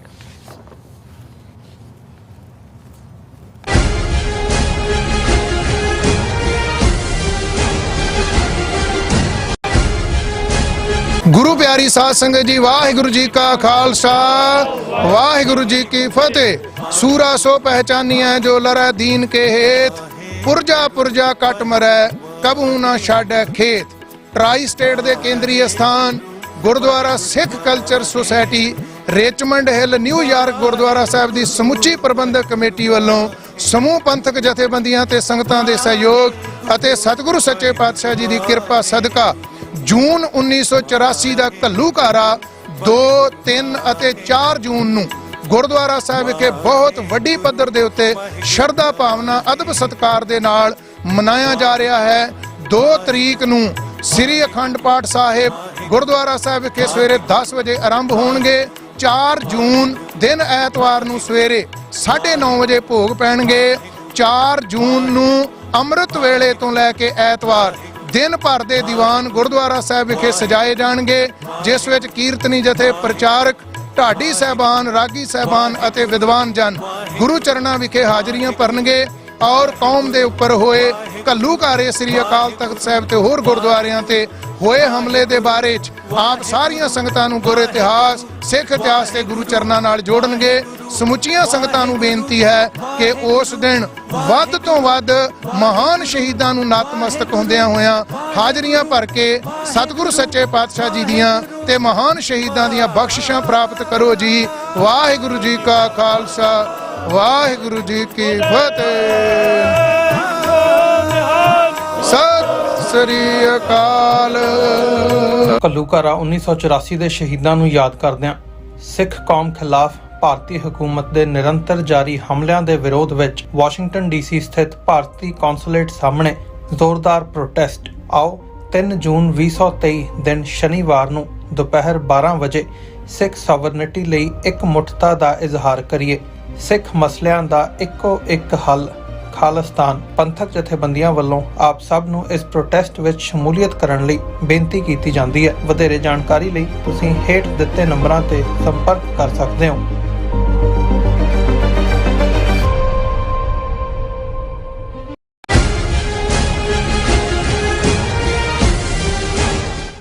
ਦਰਸ਼ਕੋ, break ਤੋਂ ਬਾਅਦ ਤੁਹਾਡਾ ਸਭ ਦਾ ਭਰਪੂਰ ਸਵਾਗਤ ਹੈ। ਸੋ ਵੀਅਰਸ, ਦੂਸਰੇ ਸੈਗਮੈਂਟ 'ਚ ਆਪਾਂ ਗੱਲਬਾਤ ਕਰਨ ਜਾ ਰਹੇ ਹਾਂ ਕਿ ਪਿਛਲੇ ਲਗਭਗ 1 ਮਹੀਨੇ ਤੋਂ ਮਨੀਪੁਰ ਸਟੇਟ ਵਿੱਚ ਹਿੰਸਾ ਦਾ ਜਿਹੜਾ ਦੌਰਾ ਉਹ ਜਾਰੀ ਹੈ ਔਰ ਕੁਕੀਜ਼ ਕਬੀਲੇ ਨਾਲ ਸੰਬੰਧਿਤ ਲੋਕਾਂ ਦੇ ਹਜ਼ਾਰਾਂ ਘਰ ਸਾੜੇ ਜਾ ਰਹੇ ਹਨ, ਜਿਨ੍ਹਾਂ ਵਿੱਚ 200 ਤੋਂ ਜ਼ਿਆਦਾ ਚਰਚ ਵੀ ਸ਼ਾਮਲ ਹਨ। ਸੋ ਸਿਆਸੀ ਮਾਹਰਾਂ ਵੱਲੋਂ ਮਨੀਪੁਰ ਦੀ ਤੁਲਨਾ ਪੰਜਾਬ ਅਤੇ ਜੰਮੂ ਕਸ਼ਮੀਰ ਦੀ ਸਥਿਤੀ ਨਾਲ ਕੀਤੀ ਜਾ ਰਹੀ ਹੈ ਔਰ ਹਿੰਦੂਤਵੀ ਤਾਕਤਾਂ ਮਨੀਪੁਰ ਵਿੱਚ ਕੀ ਹਾਸਲ ਕਰਨਾ ਚਾਹੁੰਦੀਆਂ ਨੇ। ਸੋ ਇਸ ਬਾਰੇ ਆਪਾਂ ਗੱਲਬਾਤ ਕਰਨ ਜਾ ਰਹੇ ਹਾਂ। ਸੋ ਅਸੀਂ ਚਾਹਾਂਗੇ ਕਿ ਤੁਸੀਂ ਇਸੇ ਤਰ੍ਹਾਂ ਬਣੇ ਰਹਿਣਾ। ਦੇਖਣ ਸੁਣਨ ਲਈ ਆਨੇ ਖਲੀ ਤੁਹਾਡਾ ਸਭ ਦਾ ਬਹੁਤ ਬਹੁਤ ਸ਼ੁਕਰੀਆ ਜੀ। ਡਾਕਟਰ ਸਾਹਿਬ, ਕੀ ਕਹਿਣਾ ਚਾਹੋਗੇ? ਦੇਖੋ, ਵੈਸੇ ਮੈਂ ਕਈ ਵਾਰ ਇਹ ਦੇਖਦਾ ਹਾਂ ਕਿ ਜਦੋਂ ਕੋਈ ਵੀ ਟੌਪਿਕ ਜਿਸ ਦਾ ਸਿੱਧਾ ਸੰਬੰਧ ਪੰਜਾਬ ਨਾਲ ਜਾਂ ਸਿੱਖਾਂ ਨਾਲ ਨਾ ਹੋਏ, ਉਸ ਤੋਂ ਸਾਡਾ ਇੱਕ ਵੱਡਾ ਤਬਕਾ ਜਿਹੜਾ ਉਹ ਕੰਨ ਵਲੇਟ ਲੈਂਦਾ। ਪਰ ਮੈਂ ਸਮਝਦਾ ਵੀ ਕਿਤੇ ਵੀ ਜਦੋਂ ਆਜ਼ਾਦੀ ਤਹਿਰੀਕਾਂ ਚੱਲਦੀਆਂ ਨੇ ਔਰ ਖਾਸ ਤੌਰ ਤੇ ਭਾਰਤ ਵਰਗੇ ਸਿਸਟਮ ਦੇ ਵਿੱਚ ਜਿੱਥੇ ਕਿ ਮਾਈਨੋਰਿਟੀ ਨੇ ਮੈਜੋਰਿਟੀ ਨੂੰ ਕੰਟਰੋਲ ਕੀਤਾ ਹੋਇਆ, ਜਦੋਂ ਅਸੀਂ ਮਾਈਨੋਰਿਟੀ ਕਹਿੰਦੇ ਹਾਂ ਤਾਂ ਫਿਰ ਅਸੀਂ ਦੇਖਦੇ ਹਾਂ ਕਿ ਹਿੰਦੂਤਵਾ ਨਾਲ ਸੰਬੰਧਿਤ ਜਾਂ ਉਹ ਕਿੰਨੇ ਕੁ ਲੋਕ ਨੇ ਜਿਹੜੇ ਪਾਲਿਸੀ ਕੰਟਰੋਲ ਕਰਦੇ ਨੇ, ਪਰ ਉਹਨਾਂ ਨੇ ਇਸ ਕਿਸਮ ਦਾ ਜਾਲ ਜਿਹੜਾ ਉਹ ਵਿਛਾਇਆ ਹੋਇਆ ਕਿ ਇੱਕ ਨੂੰ ਦੂਜੇ ਦੇ ਖਿਲਾਫ ਉਹਨਾਂ ਨੇ ਵਰਤਿਆ। ਜਦੋਂ 1948 ਦੇ ਪੀਰੀਅਡ ਦੇ ਵਿੱਚ ਨਾਗਾਲੈਂਡ ਦੇ ਵਿੱਚ ਨਾਗਿਆਂ ਦੀ ਆਪਣੀ ਆਜ਼ਾਦੀ ਦੀ ਸਟਰਗਲ ਚੱਲ ਰਹੀ ਸੀ, ਕਿਉਂਕਿ ਉਹਨਾਂ ਨੂੰ ਤਾਂ ਕਦੇ ਬ੍ਰਿਟਿਸ਼ਰਸ ਨੇ ਵੀ ਨਹੀਂ ਸੀ ਸਬਜੂਗੇਟ ਕੀਤਾ, ਕਿਉਂਕਿ ਜਿਹੜਾ ਉਹਨਾਂ ਨੇ ਬ੍ਰਿਟਿਸ਼ ਇੰਡੀਆ ਇਹਨਾਂ ਨੂੰ ਦਿੱਤਾ ਜਾਣ ਲੱਗੇ ਕਾਂਗਰਸ ਨੂੰ, ਉਸ ਦਾ ਨਾਗਾਲੈਂਡ ਤੋਂ ਉਹਦਾ ਹਿੱਸਾ ਨਹੀਂ ਸੀ। ਉਹਨਾਂ ਦੇ ਤਾਂ ਆਪਣਾ ਇੱਕ ਇੰਡੀਪੈਂਡੈਂਟ ਕਬੀਲਿਆਂ ਦਾ ਸਿਸਟਮ ਸੀ, ਲੇਕਿਨ ਉਹਨਾਂ ਦੇ ਨਾਲ ਵੀ ਇਸ ਕਿਸਮ ਦੇ ਇਕਰਾਰਨਾਮੇ ਕੀਤੇ ਗਏ ਜਿਵੇਂ ਸਿੱਖਾਂ ਦੇ ਨਾਲ ਕੀਤੇ ਗਏ ਔਰ ਨਾਲ ਦੀ ਨਾਲ ਉਹਨਾਂ ਦੀ ਪਰਸੀਕਿਊਸ਼ਨ ਸ਼ੁਰੂ ਹੋਈ। ਔਰ ਤੁਸੀਂ ਦੇਖੋਗੇ ਕਿ ਬਹੁਤ ਸਾਰੇ ਨਾਰਥ ਈਸਟ ਦੇ ਉਸ ਖਿੱਤੇ ਦੇ ਵਿੱਚ ਨਾਗਿਆਂ ਨੂੰ ਦਬਾਉਣ ਦੇ ਲਈ ਉਹਨਾਂ ਦੀ ਬਹੁਤ ਜ਼ਬਰਦਸਤ ਸਟਰਗਲ ਚੱਲੀ, ਕਿਉਂਕਿ ਬਹੁਤੇ ਕ੍ਰਿਸਚਨ ਫੇਥ 'ਚ ਮੰਨਣ ਵਾਲੇ ਪੜ੍ਹੇ ਲਿਖੇ ਸੀ, ਲਿਟਰੇਸੀ ਰੇਟ ਬਹੁਤ ਸੀ ਔਰ ਉਹਨਾਂ ਦੇ ਲੀਡਰ ਵੀ ਮਿਸਟਰ ਫੀਜ਼ੋ ਔਰ ਦੂਸਰੇ ਜਿਹੜੇ ਨੇ ਉਹ ਬਾਹਰ ਨਿਕਲ ਆਏ ਲੇਟ 50s 'ਚ ਇਨ ਐਗਜ਼ਾਈਲ UK 'ਚ। ਔਰ ਉੱਥੇ ਵੀ ਜਦੋਂ ਖਾਲਿਸਤਾਨ ਦੀ ਮੂਵਮੈਂਟ ਜਦੋਂ ਪਹਿਲੀ ਵਾਰ ਜਗਜੀਤ ਸਿੰਘ ਚੌਹਾਨ ਵੀ ਆਏ 70s ਔਰ 80s ਤੱਕ ਪਹੁੰਚਦੇ ਆ, ਜਿਹੜਾ ਮਿਸਟਰ ਫੀਜ਼ੋ ਸਿੱਖਾਂ ਦੇ ਨਾਲ ਖਾਲਿਸਤਾਨ ਦੇ ਜਲਸਿਆਂ ਦੇ ਵਿੱਚ ਵੀ ਸਪੀਕਰ ਹੁੰਦੇ ਸੀ। ਲੇਕਿਨ ਉਦੋਂ ਸਾਡੇ ਇੱਥੇ ਬੈਠੇ ਜਿਹੜੇ ਸੀ ਉਹਨਾਂ ਨੂੰ ਪਤਾ ਵੀ ਨਹੀਂ ਸੀ ਵੀ ਕੀ ਚੱਲ ਰਿਹਾ ਔਰ ਵੱਡੀ ਗਿਣਤੀ ਜਿਹੜੀ ਸਿੱਖ ਫੌਜ ਉੱਥੇ ਲਾਈ ਹੁੰਦੀ ਸੀ ਨਾਰਥ ਈਸਟ ਉਹਨਾਂ ਨੂੰ ਨਾਗਿਆਂ ਨੂੰ ਦਬਾਉਣ ਦੇ ਲਈ। ਜ਼ੁਲਮ ਫੌਜ ਤਾਂ ਜਿੱਥੇ ਜਾਂਦੀ ਹੈ ਫੌਜ ਜ਼ੁਲਮ ਕਰਦੀ ਹੈ, ਕਿਉਂਕਿ ਫੌਜ ਦਾ ਨੂੰ ਇੱਕ ਟਾਸਕ ਦਿੱਤੀ ਜਾਂਦੀ ਹੈ, ਉਹਨਾਂ ਨੂੰ ਜਿਹੜੇ ਰਿਬੈਲ ਹੁੰਦੇ ਨੇ ਉਹਨਾਂ ਪ੍ਰਤੀ ਹੁੰਦਾ ਕਿ ਦੇ ਆਰ ਐਨਮੀਜ਼, ਕਿ ਐਨਮੀ ਨੂੰ ਤੁਸੀਂ ਕਿਵੇਂ ਡੀਲ ਕਰਨਾ। ਸੋ ਉਹਨਾਂ ਨੇ ਉਹੀ ਕੁਝ ਕਰਨਾ ਹੁੰਦਾ ਜੋ ਫੌਜ ਦੀ ਟ੍ਰੇਨਿੰਗ ਦਾ ਹਿੱਸਾ ਹੁੰਦਾ ਕਿ ਜਦੋਂ ਇੱਕ ਐਨਮੀ ਲਾਈਨ ਹੈ ਉਹਦੇ 'ਚ ਫਿਰ ਨੋ ਮਰਸੀ ਵਾਲੀ ਲਾਈਨ ਹੁੰਦੀ ਹੈ। ਪਰ ਅਸੀਂ ਉਦੋਂ ਤੱਕ ਇਹ ਸਮਝਦੇ ਸੀ ਵੀ ਅਸੀਂ ਭਾਰਤ ਮਾਤਾ ਦੇ ਬਹੁਤ ਚੰਗੇ ਸਪੂਤ ਹੈ, ਅਸੀਂ ਬੀਬੇ ਰਾਣੇ ਬੱਚੇ ਹਾਂ। ਇਹੀ ਕੰਮ ਈਵਨ ਸਿੱਖ ਫੌਜ ਤੋਂ ਜੰਮੂ ਕਸ਼ਮੀਰ 'ਚ ਕਸ਼ਮੀਰ ਵਾਦੀ 'ਚ ਵੀ 48 'ਚ ਪਟਿਆਲਾ ਰੈਜੀਮੈਂਟ ਦੀ ਪਹਿਲੀ ਟੁਕੜੀ ਉਤਰਦੀ ਹੈ, ਬਾਅਦ ਦੇ ਵਿੱਚ ਵੀ ਸਿੱਖ ਫੌਜ ਵਰਤੀ ਜਾਂਦੀ ਰਹੀ। ਹੁਣ ਉਹਨਾਂ ਨੇ ਪਹਿਲਾਂ ਉਹੀ ਇਸਤੇਮਾਲ ਕਰਕੇ ਦੂਸਰਿਆਂ ਦੀ ਆਵਾਜ਼ ਨੂੰ ਦਬਾਇਆ। ਜੇ ਈਵਨ ਜਿੱਥੇ ਇੱਕ ਕੈਲਕੂਲੇਟਡ ਤਰੀਕੇ ਨਾਲ ਸੋ ਕਾਲਡ ਰਾਇਟਸ ਕਰਵਾਏ ਜਾਂਦੇ ਨੇ, ਦੰਗੇ ਕਰਵਾਏ ਜਾਂਦੇ ਨੇ, ਤਾਂ ਤੁਸੀਂ ਦੇਖੋਗੇ ਕਿ ਬਹੁਤ ਵਾਰ ਉਹੀ ਗਰੀਬ ਜਿਨ੍ਹਾਂ ਨੂੰ ਸ਼ਡਿਊਲ ਕਾਸਟ ਕਨਸਟੀਟਿਊਸ਼ਨ 'ਚ ਕਿਹਾ ਗਿਆ ਸੀ ਦਲਿਤ ਭਾਈਚਾਰਾ ਕਹਿੰਦੇ, ਜਾਂ ਗਰੀਬਾਂ ਨੂੰ ਉਹਨਾਂ ਨੂੰ ਹੀ ਜੋ ਨਵੰਬਰ 84 'ਚ ਹੋਇਆ, ਜੋ ਗੁਜਰਾਤ ਦੇ ਵਿੱਚ ਵੀ ਹੋਇਆ। ਹੁਣ ਗੁਜਰਾਤ ਦੇ ਵਿੱਚ ਜਿਹੜਾ ਬਾਣੀ ਹੈ ਜਾਂ ਬ੍ਰਾਹਮਣ ਹੈ ਉਹ ਤਾਂ ਨਹੀਂ ਆਪ ਨਿਕਲ ਕੇ ਬਾਹਰ ਅੱਗਾਂ ਲਾਉਂਦਾ ਜਾਂ ਦੂਜਾ ਲਾਉਂਦਾ, ਉਹਨਾਂ ਨੇ ਗੁਜਰਾਤ ਦੇ ਜਿਹੜੇ ਸ਼ਡਿਊਲ ਟਰਾਈਬ ਨੇ, ਕਬੀਲੇ ਨੇ, ਉਹਨਾਂ ਨੂੰ ਹਿੰਦੂ ਤਵੀਆਂ ਨੇ ਇਸਤੇਮਾਲ ਕੀਤਾ ਮੁਸਲਮਾਨਾਂ ਦੇ ਖਿਲਾਫ। ਔਰ ਹੁਣ ਉਹਨਾਂ ਦੇ ਨਾਲ ਖੁਦ ਕੀ ਹੁੰਦਾ ਹੈ ਸ਼ਡਿਊਲ ਟਰਾਈਬਸ ਦੇ ਨਾਲ ਜਾਂ ਸ਼ਡਿਊਲ ਕਾਸਟ ਦੇ ਨਾਲ ਸਾਡੇ ਸਾਹਮਣੇ। ਸੋ ਉਹ ਇੱਕ ਇੱਕ ਕਰਕੇ ਇਸਤੇਮਾਲ ਕਰਦੇ ਨੇ ਕਿ ਭਾਈ ਉਹਨਾਂ ਨੇ ਕਿਵੇਂ ਕਿਹਨੂੰ ਵਰਤਣਾ, ਔਰ ਉਹਨਾਂ ਨੂੰ ਜਿਹੜੇ ਵਰਤੇ ਜਾ ਰਹੇ ਹੁੰਦੇ ਨੇ ਉਹਨਾਂ ਨੂੰ ਸ਼ਾਬਾਸ਼ ਹੁੰਦੀ ਹੈ ਕਿ ਤੁਸੀਂ ਤਾਂ ਬੜਾ ਦੇਸ਼ ਭਗਤੀ ਦਾ ਕੰਮ ਕਰ ਰਹੇ ਹੋ, ਲੇਕਿਨ ਉਹਨਾਂ ਨੂੰ ਇਹ ਪਤਾ ਨਹੀਂ ਹੁੰਦਾ ਵੀ ਉਹ ਆਪਣੇ ਹੀ ਪੈਰ ਵੱਢ ਰਹੇ ਨੇ, ਕਿਉਂਕਿ ਅਲਟੀਮੇਟਲੀ ਇੱਕ ਇੱਕ ਕਰਕੇ ਤੁਹਾਡੀ ਆਵਾਜ਼ ਨੂੰ ਕ੍ਰਸ਼ ਕੀਤਾ ਜਾ ਰਿਹਾ। ਹੁਣ ਜਦੋਂ ਅਸੀਂ ਮਨੀਪੁਰ ਦੀ ਗੱਲ ਬੇਸ਼ੱਕ ਮੈਂ ਪਿਛਲੇ ਪ੍ਰੋਗਰਾਮਾਂ 'ਚ ਵੀ ਕਰਨਾ ਚਾਹੁੰਦਾ ਸੀ, ਪਰ ਸਮਹਾਉ ਪੰਜਾਬ ਦੀਆਂ ਡਿਵੈਲਪਮੈਂਟਸ ਜਾਂ ਜੋ ਹੁਣ ਮੋਦੀ ਔਰ ਜੋ ਦਿੱਲੀ ਪਾਰਲੀਮੈਂਟ ਨੂੰ ਲੈ ਕੇ ਜਾਂ ਉਸ ਨਾਲ ਹੀ ਜੁੜਿਆ ਹੋਇਆ ਇੰਨਾ ਕੁ ਸੀ, ਮੈਨੂੰ ਇਹ ਲੱਗਦਾ ਰਿਹਾ ਸੀ ਵੀ ਮੈਂ ਜਿਹੜਾ ਇਨਜਸਟਿਸ ਕਰ ਰਿਹਾ ਮਨੀਪੁਰ ਦੇ ਵਿੱਚ, ਐਸਾ ਕੁਝ ਹੋ ਰਿਹਾ ਹੈ ਜਿਹੜਾ ਨਾ ਤਾਂ ਉਹਨਾਂ ਦਾ ਮੇਨ ਸਟ੍ਰੀਮ ਮੀਡੀਆ ਕੋਈ ਉਹਨਾਂ ਨੇ ਤਾਂ ਵੈਸੇ ਹੀ ਉਹ ਗੋਦੀ ਮੀਡੀਆ ਹੈ, ਔਰ ਅਦਰਵਾਈਜ਼ ਵੀ ਤੁਹਾਨੂੰ ਸੋਸ਼ਲ ਮੀਡੀਆ ਤੇ ਵੀ ਨਜ਼ਰ ਨਹੀਂ ਆਉਂਦਾ, ਪਰ ਉੱਥੋਂ ਨਿਕਲਣ ਵਾਲੀਆਂ ਜਿਹੜੀਆਂ ਥੋੜ੍ਹੀਆਂ ਬਹੁਤ ਖਬਰਾਂ, ਔਰ ਫਿਰ ਇਸ ਦੀ ਜਿਹੜੀ ਹੈ ਥੋੜ੍ਹੀ ਬਹੁਤ ਆਵਾਜ਼ ਹੋਰ ਵੀ ਜਿਹੜੀ ਹੈ ਸੁਣੀ ਗਈ ਜਦੋਂ ਕਿ ਜੰਤਰ ਮੰਤਰ ਰੋਡ ਤੇ ਜਿਹੜਾ ਮਨੀਪੁਰ ਦਾ ਕੁੱਕੀ ਟਰਾਈਬ, ਕਿਉਂਕਿ ਬਹੁਤ ਸਾਰੇ ਨਾਰਥ ਈਸਟ ਜਿਹੜੀਆਂ ਹੁਣ 7 ਸਿਸਟਰਸ ਜਿਨ੍ਹਾਂ ਨੂੰ ਕਿਹਾ ਜਾਂਦਾ, ਇੱਕ ਜ਼ਮਾਨਾ ਸੀ ਕਿ ਸਟੇਟ ਤਾਂ ਇੱਕੋ ਹੀ ਸੀ ਅਸਾਮ, ਔਰ ਅਸਾਮ ਵੀ ਉਸ ਤੋਂ ਪਹਿਲਾਂ ਬੰਗਾਲ ਦਾ ਹਿੱਸਾ ਹੀ ਸੀ, ਜਿਹੜਾ ਬੰਗਾਲ ਈਸਟ ਔਰ ਵੈਸਟ ਬੰਗਾਲ ਟੂਗੈਦਰ ਸੀ, ਬਾਕੀ ਤਾਂ ਕਬੀਲੇ ਸੀ, ਉਹ ਨੋ ਮੈਨਸ ਲੈਂਡ ਵਾਂਗ ਸੀ,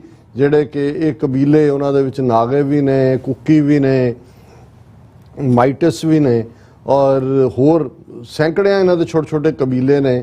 ਜਦੋਂ ਤੁਸੀਂ ਉਸ ਖਿੱਤੇ ਦਾ ਬਾਰਡਰ ਦੇਖਦੇ ਹੋ, ਮਿਆਂਮਾਰ ਨਾਲ ਲੱਗਦਾ ਹੈ, ਜਿਹਨੂੰ ਬਰਮਾ ਕਿਹਾ ਜਾਂਦਾ ਹੈ, ਚਾਈਨਾ ਨਾਲ ਲੱਗਦਾ ਹੈ, ਇਧਰੋਂ ਥੋੜਾ ਬਹੁਤ ਜਿਹੜਾ ਬੰਗਲਾਦੇਸ਼ ਨਾਲ ਵੀ ਜਾ ਕੇ ਲੱਗਦਾ ਹੈ। ਜਦੋਂ ਅਸੀਂ ਬੰਗਲਾਦੇਸ਼ ਦੇ ਆਪਣੇ ਕਬੀਲੇ ਦੇਖਦੇ ਹਾਂ ਤੇ ਉਹ ਇਹ ਸਾਰੇ ਇਸ ਕਿਸਮ ਦਾ ਲੈਂਡ ਰਾਊਟ ਹੈ ਕਿ ਭਾਈ ਇਹ ਕਬੀਲਿਆਂ ਦੀ ਇੱਕ ਆਪਣੀ ਜਿਹੜੇ ਟਰਾਈਬਲ ਲੋਕ ਨੇ ਉਹਨਾਂ ਦੀ ਆਪਣੀ ਤਹਿਜ਼ੀਬ ਹੈ, ਆਪਣਾ ਉਹਨਾਂ ਦਾ ਰਹਿਣ ਸਹਿਣ, ਆਪਣਾ ਜਿਹੜਾ ਉਹਨਾਂ ਦਾ ਸਾਰਾ ਸਿਸਟਮ ਹੈ।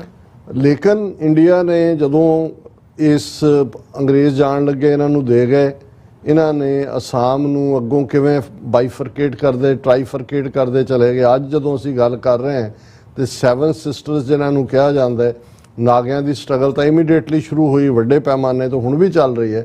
ਪਿਛਲੇ 27 ਸਾਲ ਤੋਂ ਨਾਗਿਆਂ ਦੇ ਮੁੱਖ ਗਰੁੱਪ ਦੇ ਨਾਲ ਇਹਨਾਂ ਦੀ ਨੈਗੋਸ਼ੀਏਸ਼ਨ, ਜਿਹੜੀ ਨੈਗੋਸ਼ੀਏਸ਼ਨ ਥਾਈਲੈਂਡ 'ਚ ਵੀ ਹੋਈ, ਦੂਸਰੀਆਂ ਥਾਵਾਂ ਤੇ ਵੀ ਹੋਈ, ਦਿੱਲੀ 'ਚ ਸੱਦਿਆ ਗਿਆ। ਮੋਦੀ ਨੇ ਜਦੋਂ 2014 'ਚ ਪਹਿਲੀ ਵਾਰੀ ਉਦੋਂ ਵੀ ਹੋਇਆ ਕਿ ਜੀ ਹੋ ਗਿਆ ਸਮਝੌਤਾ, ਪਰ 27 ਸਾਲ ਬਾਅਦ ਵੀ ਜਿਹੜਾ ਕਿਸੇ ਕੰਢੇ ਨਹੀਂ ਲਾਇਆ ਗਿਆ, ਕਿਉਂਕਿ ਜਿਸ ਗੱਲ ਮੁੱਦੇ ਦੇ ਉੱਤੇ ਗੱਲ ਅੜੀ ਹੋਈ ਹੈ, ਨਾਗਿਆਂ ਦੀਆਂ ਜਿਹੜੀਆਂ ਆਰਗੇਨਾਈਜੇਸ਼ਨ ਜਿਨ੍ਹਾਂ ਨੇ ਹਥਿਆਰਬੰਦ ਲੜਾਈ ਲੜੀ, ਉਹ ਇਸ ਗੱਲ ਤੇ ਬਜ਼ਿੱਦ ਨੇ ਕਿ ਸਾਡਾ ਆਪਣਾ ਕਨਸਟੀਟਿਊਸ਼ਨ ਹੋਏਗਾ, ਸਾਡਾ ਆਪਣਾ ਝੰਡਾ ਹੋਏਗਾ, ਭਾਵੇਂ ਅਸੀਂ ਭਾਰਤੀ ਯੂਨੀਅਨ ਦਾ ਹਿੱਸਾ ਹੋਵਾਂਗੇ।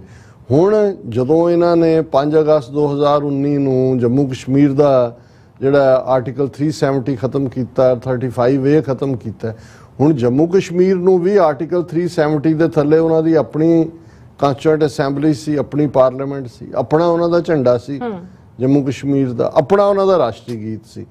ਹੁਣ ਜੇ ਉਹਨਾਂ ਨੇ ਜਿਹੜੀ ਸੰਵਿਧਾਨਕ ਗਰੰਟੀ ਦਿੱਤੀ ਹੋਈ ਸੀ ਆਰਟੀਕਲ 370 ਦੀ, ਉਹ ਖਤਮ ਕਰ ਦਿੱਤੀ, ਉਹਨੇ ਨਾਗਿਆਂ ਦੇ ਅੰਦਰ ਹੋਰ ਵੀ ਇਹ ਡਰ ਪੈਦਾ ਕਰ ਦਿੱਤਾ ਜਿਹੜੇ ਨੈਗੋਸ਼ੀਏਟ ਕਰ ਰਹੇ ਨੇ ਕਿ ਵੀ ਇਹ ਤਾਂ ਜਿਨ੍ਹਾਂ ਨੂੰ ਦਿੱਤਾ ਹੋਇਆ ਸੀ ਉਹਨਾਂ ਤੋਂ ਖੋਹ ਲਿਆ, ਤੇ ਸਾਨੂੰ ਤਾਂ ਅਸੀਂ ਤਾਂ ਮੰਗ ਰਹੇ ਹਾਂ ਵੀ ਸਾਨੂੰ ਹੋਏ ਵੀ ਇਹ।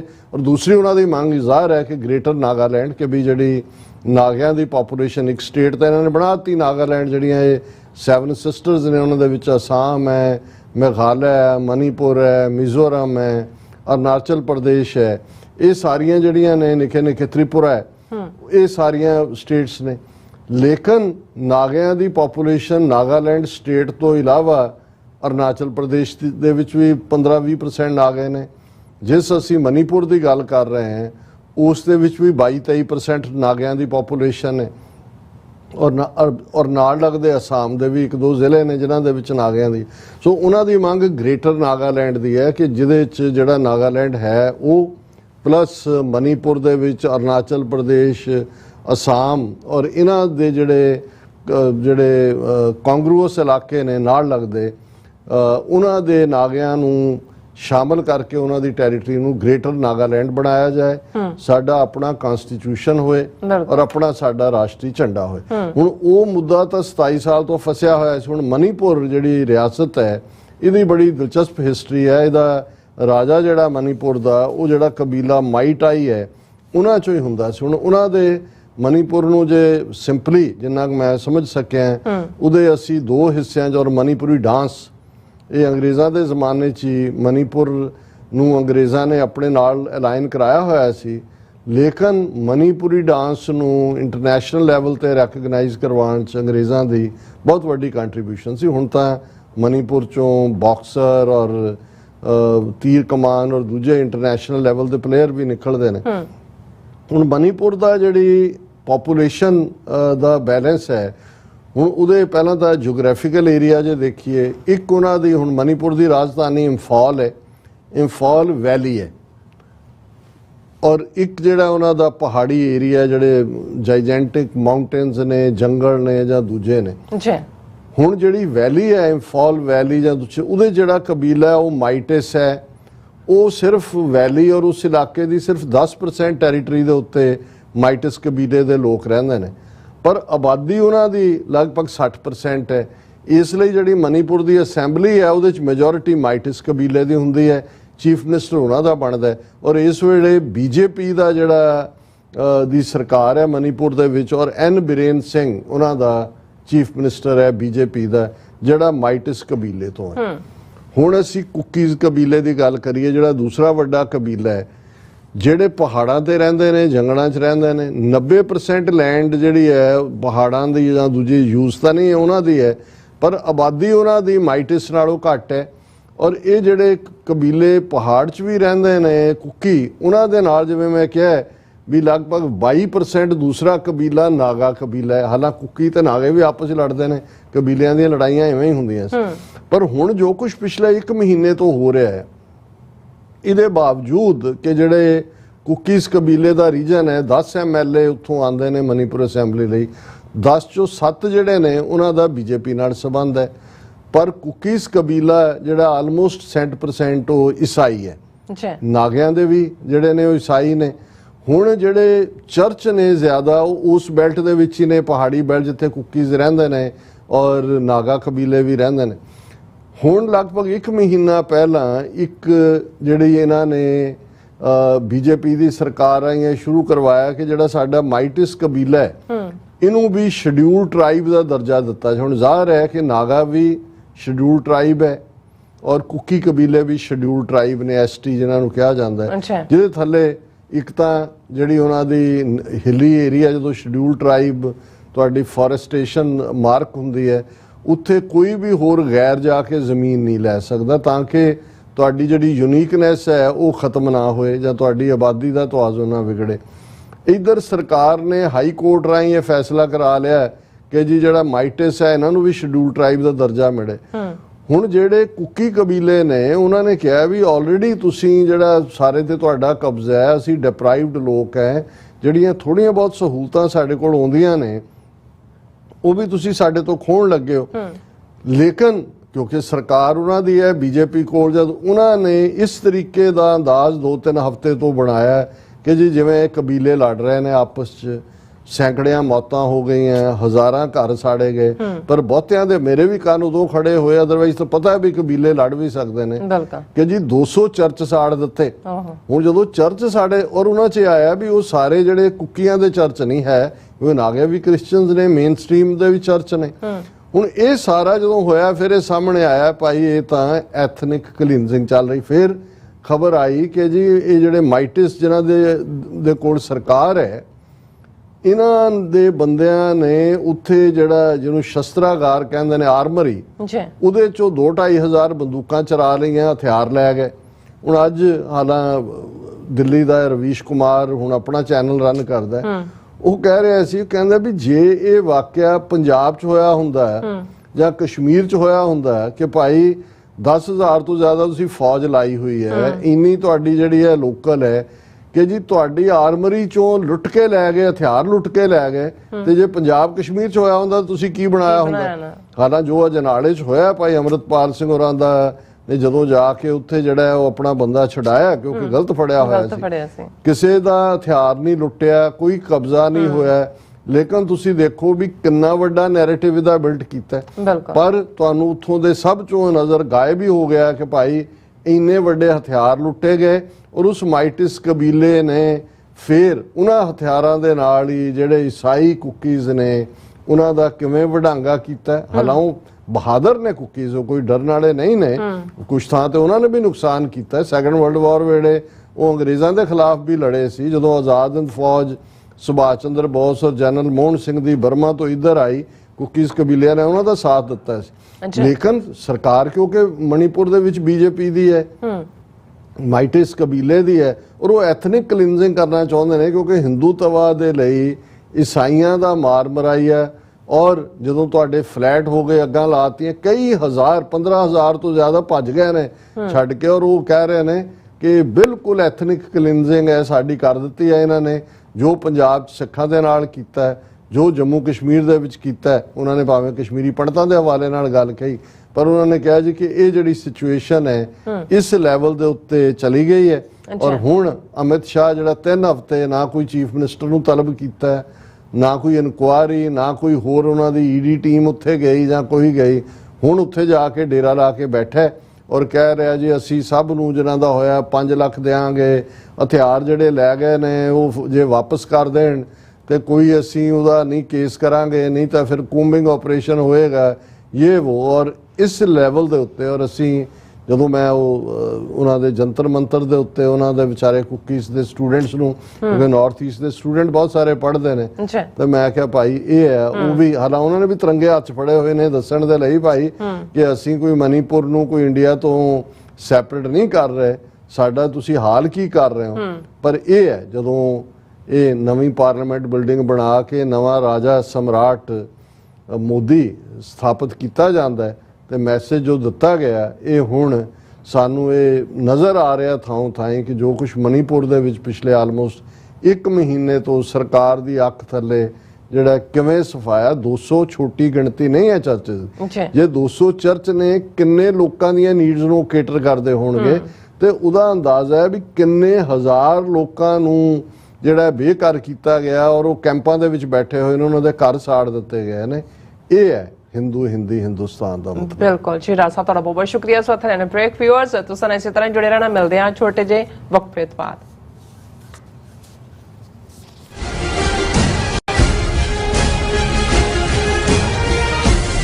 ਖਾਲਿਸਤਾਨ ਰੈਫਰੈਂਡਮ ਦੀਆਂ ਵੋਟਾਂ ਆਸਟ੍ਰੇਲੀਆ ਵਿਖੇ। ਮੈਲਬਰਨ ਅਤੇ ਬ੍ਰਿਸਬੇਨ ਤੋਂ ਬਾਅਦ ਹੁਣ ਖਾਲਿਸਤਾਨ ਰੈਫਰੈਂਡਮ ਦੀਆਂ ਵੋਟਾਂ ਸਿਡਨੀ ਵਿੱਚ ਪੈਣਗੀਆਂ। ਸਿਡਨੀ ਵਿੱਚ ਖਾਲਿਸਤਾਨ ਦੀਆਂ ਵੋਟਾਂ 4 ਜੂਨ ਦਿਨ ਐਤਵਾਰ ਨੂੰ ਪੈਣ ਜਾ ਰਹੀਆਂ ਹਨ। ਹੋਰ ਜਾਣਕਾਰੀ ਲਈ ਸੰਪਰਕ ਕਰੋ 0420 462 499 ਜਾਂ 0420 802 499। ਜੰਗ ਹਿੰਦ ਪੰਜਾਬ ਦਾ ਹੋਣ ਲੱਗਾ, ਸਾਡੇ ਤਖਤ ਨੂੰ ਘੇਰਾ ਪਾ ਲਿਆ ਏ। ਜੰਗ ਹਿੰਦ ਪੰਜਾਬ ਦਾ ਹੋਣ ਲੱਗਾ, ਸਾਡੇ ਤਖਤ ਨੂੰ ਘੇਰਾ ਪਾ ਲਿਆ ਏ। ਵੀਰ ਵਾਲੇ ਦੇ ਮੁੱਠੀ ਪਰ ਸਿੰਘਾਂ ਨੇ, ਸਿੰਘਾਂ ਨੇ, ਆ ਸਿੰਘਾਂ ਨੇ, ਵੀਰ ਵਾਲੇ ਦੇ ਮੁੱਠੀ ਪਰ ਸਿੰਘਾਂ ਨੇ, ਮੱਤਾ ਹਿੰਦ ਦੀ ਫੌਜ ਨਾਲ ਲਾ ਲਿਆ। ਰਾਜੇ ਪਾਪ ਕਮਾਉਂਦੇ। ਭਾਰਤੀ ਫੌਜ ਵੱਲੋਂ ਅਕਾਲ ਤਖਤ ਤੇ ਹਮਲੇ ਦੀ ਵਰ੍ਹੇਗੰਢ ਅਤੇ ਅਜੋਕੇ ਸਿੱਖ ਸੰਘਰਸ਼ ਦੇ ਸ਼ਹੀਦਾਂ ਦੀ ਯਾਦ ਵਿੱਚ ਸਿੱਖ ਕੌਂਸਲ ਆਫ ਵੈਸਟਰਨ ਆਸਟ੍ਰੇਲੀਆ ਵੱਲੋਂ ਸਥਾਨਕ ਸਿੱਖ ਸੰਗਤਾਂ ਦੇ ਸਹਿਯੋਗ ਨਾਲ ਤੀਜਾ ਮਹਾਨ ਕੀਰਤਨ ਸਮਾਗਮ 5 ਜੂਨ 2023 ਦਿਨ ਸੋਮਵਾਰ ਨੂੰ ਸਵੇਰੇ 10 ਵਜੇ John McGrath Hall and Pavilion South Perth ਵਿਖੇ ਕਰਵਾਇਆ ਜਾ ਰਿਹਾ ਹੈ। ਉਲਟੀ ਵਾੜ ਖੇਤ ਕੋ ਖਾਈ। ਸਿਮਰਨ ਅਤੇ ਸੁਖਾਸਨ ਦੀ ਸੇਵਾ ਗੁਰਮੁਖੀ ਵਿਦਿਆਲਿਆ ਦੇ ਬੱਚਿਆਂ ਵੱਲੋਂ ਨਿਭਾਈ ਜਾਵੇਗੀ। ਗੁਰੂ ਕਾ ਲੰਗਰ ਅਟੁੱਟ ਵਰਤੇਗਾ। ਸਮੂਹ ਸੰਗਤ ਨੂੰ ਇਨ੍ਹਾਂ ਸਮਾਗਮਾਂ ਵਿੱਚ ਪਹੁੰਚਣ ਲਈ ਬੇਨਤੀ ਕੀਤੀ ਜਾਂਦੀ ਹੈ। ਕੱਲ ਆਈ ਕੁੱਤੇ ਮੂਈ ਖਾਜੂ ਹੁਆ ਮੁਰਦਾਰ ਗੁਸਾਈ। ਗੁਰੂ ਘਰਾਂ ਤੋਂ ਬੱਸਾਂ ਦੀ ਸੇਵਾ ਜਾਂ ਹੋਰ ਜਾਣਕਾਰੀ ਲਈ ਤੁਸੀਂ ਹੇਠ ਦਿੱਤੇ ਨੰਬਰਾਂ ਤੇ ਸੰਪਰਕ ਕਰ ਸਕਦੇ ਹੋ। ਉਲਟੀ ਵਾੜ ਖੇਤ ਕੋ ਖਾਈ।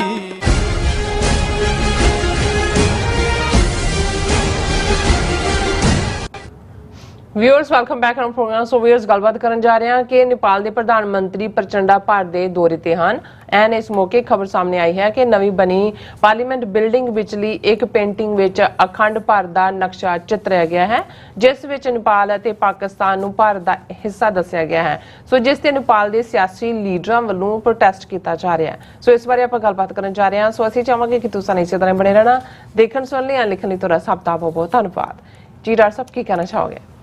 ਦੇਖੋ, ਨੇਪਾਲ ਦੇ ਨਾਲ ਚੀਨ ਦੀ ਕੁਰਬਤ ਕਾਫੀ ਜ਼ਿਆਦਾ ਵਧੀ ਪਿਛਲੇ ਪੀਰੀਅਡ 'ਚ, ਔਰ ਬੇਸ਼ੱਕ ਉਹਨਾਂ ਦੀ ਹਕੂਮਤ ਦੇ ਵਿੱਚ ਵੀ ਥੋੜੀ ਬਹੁਤ ਅਨਸਟੇਬਿਲਿਟੀ, ਪ੍ਰਾਈਮ ਮਿਨਿਸਟਰ ਮਿਸਟਰ ਆਇਲੀ ਜਿਹੜੇ ਮਾਰਕਸਵਾਦੀ ਨਜ਼ਰੀਆ ਜ਼ਿਆਦਾ ਰੱਖਦੇ ਸੀ ਜਾਂ ਚੀਨ ਵੱਲ ਝੁਕਾਅ ਸੀ, ਮਾਰਕਸਵਾਦੀ ਤਾਂ ਉੱਥੇ ਹੁਣ ਮਿਸਟਰ ਪ੍ਰਚੰਡਾ ਜਿਹੜਾ ਪ੍ਰਧਾਨ ਮੰਤਰੀ ਹੈ, ਇਹਨੇ ਵੀ ਜਿਹੜਾ ਸਾਰਾ ਰੈਵੋਲੂਸ਼ਨ ਸੀ ਉਹਦੇ 'ਚ ਕਾਫੀ ਸੈਂਟਰਲ ਰੋਲ ਪਲੇ ਕੀਤਾ ਸੀ, ਔਰ ਇਹ ਵੀ ਮਾਓਵਾਦੀ ਝੁਕਾਅ ਦਾ ਹੈ, ਲੇਕਿਨ ਪ੍ਰੋ ਇੰਡੀਆ ਵੀ ਹੈ।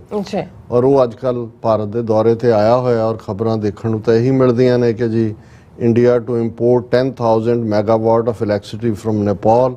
ਔਰ ਫਿਰ ਉਹਨਾਂ ਨੇ ਕਈ ਪੈਕਟ ਸਾਈਨ ਕੀਤੇ ਨੇ, ਔਰ ਮੋਦੀ ਨੇ ਕਿਹਾ ਜੀ ਅਸੀਂ ਹਿਮਾਲਿਅਨ ਹਾਈਟਸ ਤੇ ਲੈ ਜਾਵਾਂਗੇ ਰਿਲੇਸ਼ਨਸ਼ਿਪ ਨੂੰ, ਔਰ new fertiliser plant, rail, bridge linkages, more access, ਇਹ ਸਾਰਾ ਯਾਨੀ ਇੰਡੀਆ ਇਹ ਸਮਝਦਾ ਹੈ ਕਿ ਵੀ ਉਹ ਜੇ ਇਸ ਕਿਸਮ ਦੀਆਂ ਸਹੂਲਤਾਂ ਹੋਰ ਵਧਾ ਦੇ ਤੇ ਸ਼ਾਇਦ ਜਿਹੜਾ ਚਾਈਨਾ ਵੱਲ ਝੁਕਾਅ ਹੈ ਉਸ ਨੂੰ ਰੋਕਿਆ ਜਾ ਸਕਦਾ। ਲੇਕਿਨ ਜੋ ਅੰਦਰੂਨੀ ਉਹਨਾਂ ਦਾ ਹਾਲਾਤ ਨੇ ਜਾਂ ਜਿਸ ਕਿਸਮ ਦਾ ਉਹਨਾਂ ਨੇ ਭਾਰਤ ਨੇ ਜਿਵੇਂ ਨੇਪਾਲ ਦਾ ਇਕਨੋਮਿਕਲ ਬਲੌਕੇਡ ਕੀਤਾ ਹੈ, ਹੁਣ ਜਿਹੜੀ ਹੈ ਈਵਨ ਜਿਹੜੀ ਆਰਮੀ ਦੇ ਵਿੱਚ ਨੇਪਾਲ ਦੇ ਗੋਰਖੇ ਆਉਂਦੇ ਸੀ, ਇਹਨਾਂ ਨੇ ਅਗਨੀਵੀਰ ਦਾ ਕਾਨਸੈਪਟ ਦੇ ਕੇ 4 ਸਾਲ ਦੀ ਟ੍ਰੇਨਿੰਗ ਵਾਲੇ ਲੈਣੇ ਸ਼ੁਰੂ ਕਰਤੇ। ਉਹ ਨੇਪਾਲ ਨੇ ਨਾ ਕਰ ਦਿੱਤੀ। ਉੱਥੋਂ ਹੁਣ ਇਸ 2 ਪਿਛਲੇ ਵਰ੍ਹਿਆਂ 'ਚ ਨੇਪਾਲ ਤੋਂ ਕੋਈ ਭਰਤੀ ਨਹੀਂ ਹੋਈ। ਸੋ ਲੇਕਿਨ ਇਹ ਉਹਨੂੰ ਵਿਨ ਓਵਰ ਕਰਨ ਦੀ ਕੋਸ਼ਿਸ਼ ਤਾਂ ਕਰ ਰਹੇ ਨੇ, ਪਰ ਇਹ ਹੁੰਦਾ ਵੀ ਕਈ ਵਾਰ ਜਿਹੜਾ ਹੈ ਉਹ ਜਿੰਨੀ ਮਰਜ਼ੀ ਤੁਸੀਂ ਮੂੰਹ 'ਚੋਂ ਹਵਾ ਕੱਢ ਰਹੇ ਹੋਵੋ ਜਿਹਨੂੰ ਧੋਖਾ ਦੇਣ ਵਾਲੀ, ਪਰ ਹਕੀਕਤ ਕਿਤੇ ਨਾ ਕਿਤੇ ਜ਼ਾਹਰ ਹੋ ਜਾਂਦੀ। ਹੁਣ ਐਨ ਜਦੋਂ ਕਿ ਪ੍ਰਚੰਡਾ ਭਾਰਤ ਦੇ ਵਿੱਚ ਹੈ ਔਰ ਬੜੀ ਸਵੀਟ ਟਾਕ ਹੋ ਰਹੀ ਹੈ, ਔਰ ਜਿਵੇਂ ਮੋਦੀ ਨੇ ਕਿਹਾ ਕਿ ਜੀ ਹਿਮਾਲਿਆ ਪਹਾੜ ਸੇ, ਕਿਉਂਕਿ ਹਿਮਾਲਿਆ ਨੇਪਾਲ ਦੇ ਵਿੱਚ ਵੀ ਪੈਂਦਾ ਹੀ ਨੇਪਾਲ 'ਚ ਹੈ, ਰਾਦਰ ਮਾਊਂਟ ਐਵਰੈਸਟ ਜਿਹੜੀ ਹਾਈਐਸਟ ਹੈ ਉਹਨਾਂ ਦੀ, ਜੀ ਸਾਡੀ ਦੋਸਤੀ ਅਸੀਂ ਹਿਮਾਲਿਆ ਤੋਂ ਵੀ ਉੱਚੀ ਲੈ ਜਾਵਾਂਗੇ। ਪਰ ਉਹ ਹਕੀਕਤ ਸਾਹਮਣੇ ਆਈ। ਹੁਣ ਅਸੀਂ ਉਸ ਦਿਨ ਪੁਆਇੰਟਿੰਗ ਜਿਹੜੀ ਹੈ ਰੈਫਰੈਂਸ ਦੀ ਗੱਲ ਕੀਤੀ ਸੀ ਕਿ ਅਜੇ ਤਾਂ ਜ਼ਿਕਰ ਸਿਰਫ ਇਹੀ ਹੋ ਰਿਹਾ ਜੀ ਸੰਗੋਲ ਆ ਗਿਆ ਜਾਂ ਮੋਦੀ ਲੰਮਾ ਪੈ ਗਿਆ ਜਾਂ ਪੰਡਤਾਂ ਦੇ ਵੇਦ ਮੰਤਰ ਆ ਗਏ ਜਾਂ ਉਦਘਾਟਨ ਪ੍ਰੈਜ਼ੀਡੈਂਟ ਨੂੰ ਕਰਨਾ ਚਾਹੀਦਾ ਸੀ, ਲੇਕਿਨ ਮੋਦੀ ਨੇ ਆਪਣਾ ਮੰਦਰ ਬਣਾ ਲਿਆ ਔਰ ਹਿੰਦੂ ਸਮਰਾਟ ਬਣ ਗਿਆ। ਪਰ ਅਸੀਂ ਇਹ ਕਿਹਾ ਸੀ ਵੀ ਜਿਹੜੀਆਂ ਕੁਝ ਅਸੀਂ ਪੇਂਟਿੰਗਸ ਦੇਖੀਆਂ ਨੇ ਉਹ ਤੋਂ ਅੰਦਾਜ਼ਾ ਹੁੰਦਾ ਹੈ ਕਿ ਵੀ ਅੰਦਰ ਬਣਾਇਆ ਕੀ ਗਿਆ।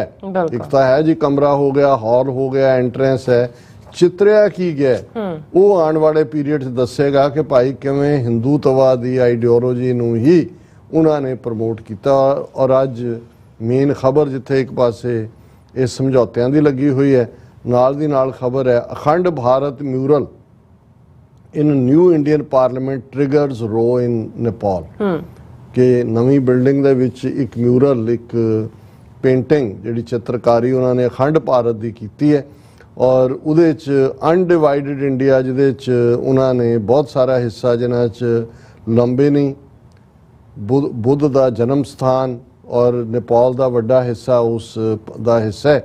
ਔਰ ਮੈਂ ਜਦੋਂ ਉਸ ਨੂੰ ਦੇਖਿਆ ਮੈਂ ਕਿਹਾ ਵੀ ਨੇਪਾਲ ਨੇ ਤਾਂ ਇੱਕਦਮ ਪ੍ਰੋਟੈਸਟ ਵੀ ਕੀਤਾ, ਪਾਕਿਸਤਾਨੀ ਨਹੀਂ ਬੋਲੇ। ਤਕਸ਼ਿਲਾ ਯੂਨੀਵਰਸਿਟੀ ਰਾਵਲਪਿੰਡੀ, ਦੂਜਾ ਯਾਨੀ ਪਾਕਿਸਤਾਨ ਦਾ ਵੀ ਸਾਰਾ ਏਰੀਆ ਜਿਹੜਾ ਜੈਪਾਲ ਦੇ ਜ਼ਮਾਨੇ 'ਚ ਸੀ 1005 ਦੇ ਨੇੜੇ ਤੇੜੇ, ਉਹ ਸਾਰਾ ਅਖੰਡ ਭਾਰਤ ਦਾ ਹਿੱਸਾ ਦਿਖਾਇਆ ਹੋਇਆ। ਔਰ ਉਹਦੇ ਤੇ ਨੇਪਾਲੀਆਂ ਨੇ ਇੱਕਦਮ ਰਿਐਕਟ ਕੀਤਾ। ਉਹਨਾਂ ਦੇ ਮੇਨ ਲੀਡਰ ਦਾ ਇਹ ਸਟੇਟਮੈਂਟ ਹੈ ਕਿ ਭਾਈ ਇਹ ਜਿਹੜਾ ਜੋ ਨਵੀਂ ਪਾਰਲੀਮੈਂਟ ਬਿਲਡਿੰਗ ਦੇ ਵਿੱਚ ਉਹਨਾਂ ਨੇ ਬਣਾਇਆ, ਇਹ ਸਾਡੇ ਨਾਲ ਬਿਲਕੁਲ it has the potential of further aggravating the trust deficit already vitiating the bilateral relations between most of immediate neighbors of India.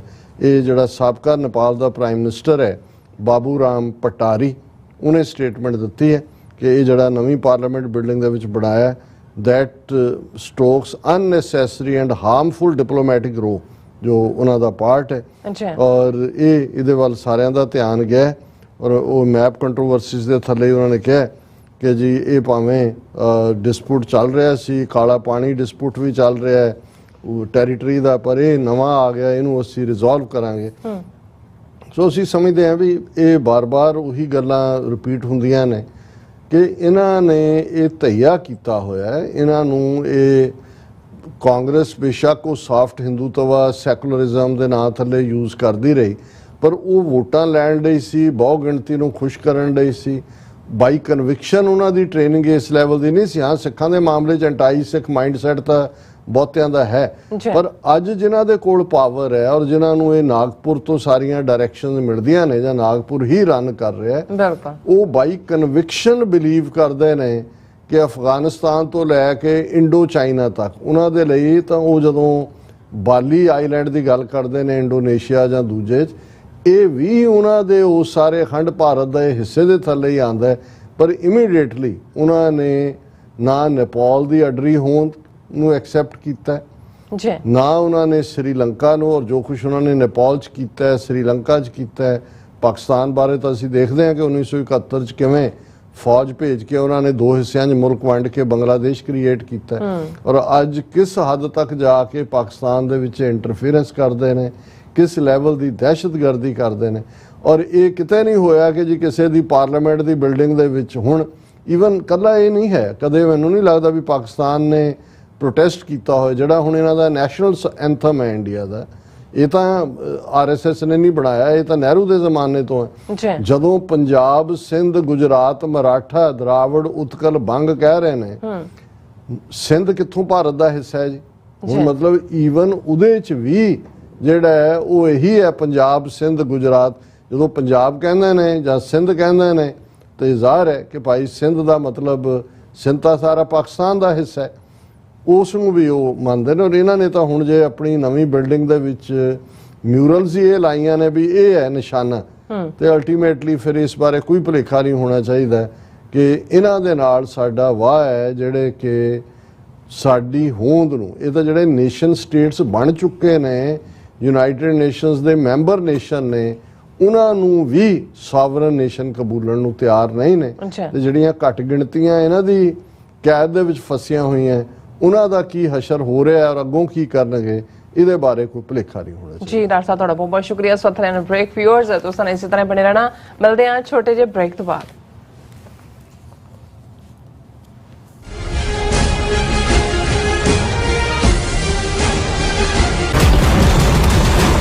ਰਾਜੇ ਪਾਪ ਕਮਾਵਦੇ, ਉਲਟੀ ਵਾੜ ਖੇਤ ਕੋ ਖਾਈ। ਘੱਲੂਘਾਰਾ ਜੂਨ 1984 ਤੇ ਬਣੀ ਦਸਤਾਵੇਜ਼ੀ film Battle of Amritsar Caversham Memorial Hall ਵਿਖੇ 3 ਜੂਨ 2023 ਸ਼ਾਮ 5:30 ਵਜੇ ਦਿਖਾਈ ਜਾ ਰਹੀ ਹੈ। ਜਦੋਂ ਇੰਦਰਾ ਗਾਂਧੀ ਨੇ ਰੇਡੀਓ ਤੋਂ ਤੇ ਟੈਲੀਵਿਜ਼ਨ ਤੋਂ ਨੈਸ਼ਨਲ ਐਡਰੈਸ ਜਿਹੜਾ ਉਹ ਸੰਬੋਧਨ ਕੀਤਾ, ਉਹਦੇ 'ਚੋਂ ਪਤਾ ਲੱਗ ਗਿਆ ਕਿ ਕੁਝ ਹੋਣ ਜਾ ਰਿਹਾ ਹੈ। Punjabi Youth Federation of Western Australia, Sikh Sevak Jatha Perth ਅਤੇ ਸਥਾਨਕ ਸੰਗਤ ਦੇ ਸਹਿਯੋਗ ਨਾਲ ਅੱਜ ਦੀ ਪੀੜ੍ਹੀ ਨੂੰ ਅਜੋਕੇ ਇਤਿਹਾਸ ਨਾਲ ਜੋੜਨ ਲਈ ਇਹ ਉਪਰਾਲਾ ਕੀਤਾ ਜਾ ਰਿਹਾ ਹੈ। ਜਦੋਂ ਤੱਕ ਆਪਣੇ ਘਰੇ ਨਾ ਵੜੇ, ਕਾਤਰੇ ਕਿਰਪਾਨ ਤੇ ਤੇਰ ਸ਼ਰਤ ਰਸਮ ਤੇ ਗੁਰਬਾਣੀ ਤੇ ਹੱਥ ਖੜਾ ਨਾ ਆਇਆ, ਉਦੋਂ ਤੱਕ ਆਪਣੇ ਤੇ ਕੁੱਟ ਪੈਣੀ ਹੈ। ਇਸ ਦਸਤਾਵੇਜ਼ੀ ਫਿਲਮ ਵਿੱਚ 1984 ਦੇ ਦੌਰ ਦੀਆਂ ਅਸਲ ਝਲਕੀਆਂ ਅਤੇ ਚਸ਼ਮਦੀਦ ਗਵਾਹਾਂ ਨਾਲ ਕੀਤੀ ਗਈ ਗੱਲਬਾਤ ਦਿਖਾਈ ਗਈ ਹੈ। ਸਮੂਹ ਸੰਗਤ ਨੂੰ ਵੱਧ ਚੜ੍ਹ ਕੇ battle of Amritsar the screening ਵਿੱਚ ਪਹੁੰਚਣ ਲਈ ਬੇਨਤੀ ਕੀਤੀ ਜਾਂਦੀ ਹੈ। ਵਧੇਰੇ ਜਾਣਕਾਰੀ ਲਈ ਤੁਸੀਂ ਹੇਠ ਦਿੱਤੇ ਨੰਬਰਾਂ ਤੇ ਸੰਪਰਕ ਕਰ ਸਕਦੇ ਹੋ। ਘੱਲੂਘਾਰਾ 1984 ਦੇ ਸ਼ਹੀਦਾਂ ਨੂੰ ਯਾਦ ਕਰਦਿਆਂ ਸਿੱਖ ਕੌਮ ਖਿਲਾਫ ਭਾਰਤੀ ਹਕੂਮਤ ਦੇ ਨਿਰੰਤਰ ਜਾਰੀ ਹਮਲਿਆਂ ਦੇ ਵਿਰੋਧ ਵਿੱਚ ਵਾਸ਼ਿੰਗਟਨ DC ਸਥਿਤ ਭਾਰਤੀ ਕੌਂਸੂਲੇਟ ਸਾਹਮਣੇ ਜ਼ੋਰਦਾਰ ਪ੍ਰੋਟੈਸਟ। ਆਓ 3 ਜੂਨ 2023 ਦਿਨ ਸ਼ਨੀਵਾਰ ਨੂੰ ਦੁਪਹਿਰ 12 ਵਜੇ ਸਿੱਖ ਸੋਵਰਨਿਟੀ ਲਈ ਇੱਕ ਮੁੱਠਤਾ ਦਾ ਇਜ਼ਹਾਰ ਕਰੀਏ। ਸਿੱਖ ਮਸਲਿਆਂ ਦਾ ਇੱਕੋ ਇੱਕ ਹੱਲ ਖਾਲਿਸਤਾਨ ਪੰਥਕ ਜਥੇਬੰਦੀਆਂ ਵੱਲੋਂ ਆਪ ਸਭ ਨੂੰ ਇਸ ਪ੍ਰੋਟੈਸਟ ਵਿੱਚ ਸ਼ਮੂਲੀਅਤ ਕਰਨ ਲਈ ਬੇਨਤੀ ਕੀਤੀ ਜਾਂਦੀ ਹੈ। ਵਧੇਰੇ ਜਾਣਕਾਰੀ ਲਈ ਤੁਸੀਂ ਹੇਠ ਦਿੱਤੇ ਨੰਬਰਾਂ ਤੇ ਸੰਪਰਕ ਕਰ ਸਕਦੇ ਹੋ।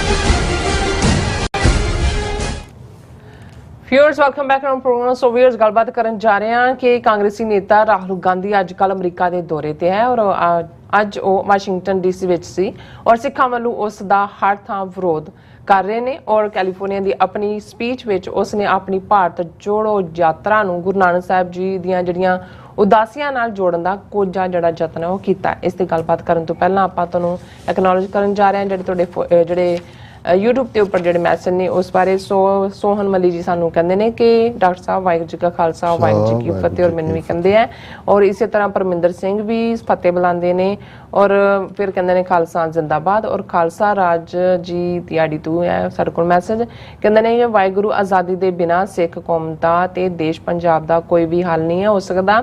ਵਾਹਿਗੁਰੂ ਮਿਹਰ ਕਰਨਾ ਦੇਸ਼ ਪੰਜਾਬ ਤੇ ਵਾਹਿਗੁਰੂ ਜੀ। ਔਰ ਫਿਰ ਮੈਸੇਜ ਹੈਗਾ ਖਾਲਸਾ ਦੇਸ਼ ਪੰਜਾਬ ਦੀ ਆਈਡੀ ਤੋਂ ਕਹਿੰਦੇ ਨੇ ਕਿ ਵਾਹਿਗੁਰੂ ਜੀ ਸਾਡੀ ਆਖਰੀ ਜੰਗ ਹਿੰਦ ਪੰਜਾਬ ਦੇ ਨਾਲ ਹੈ।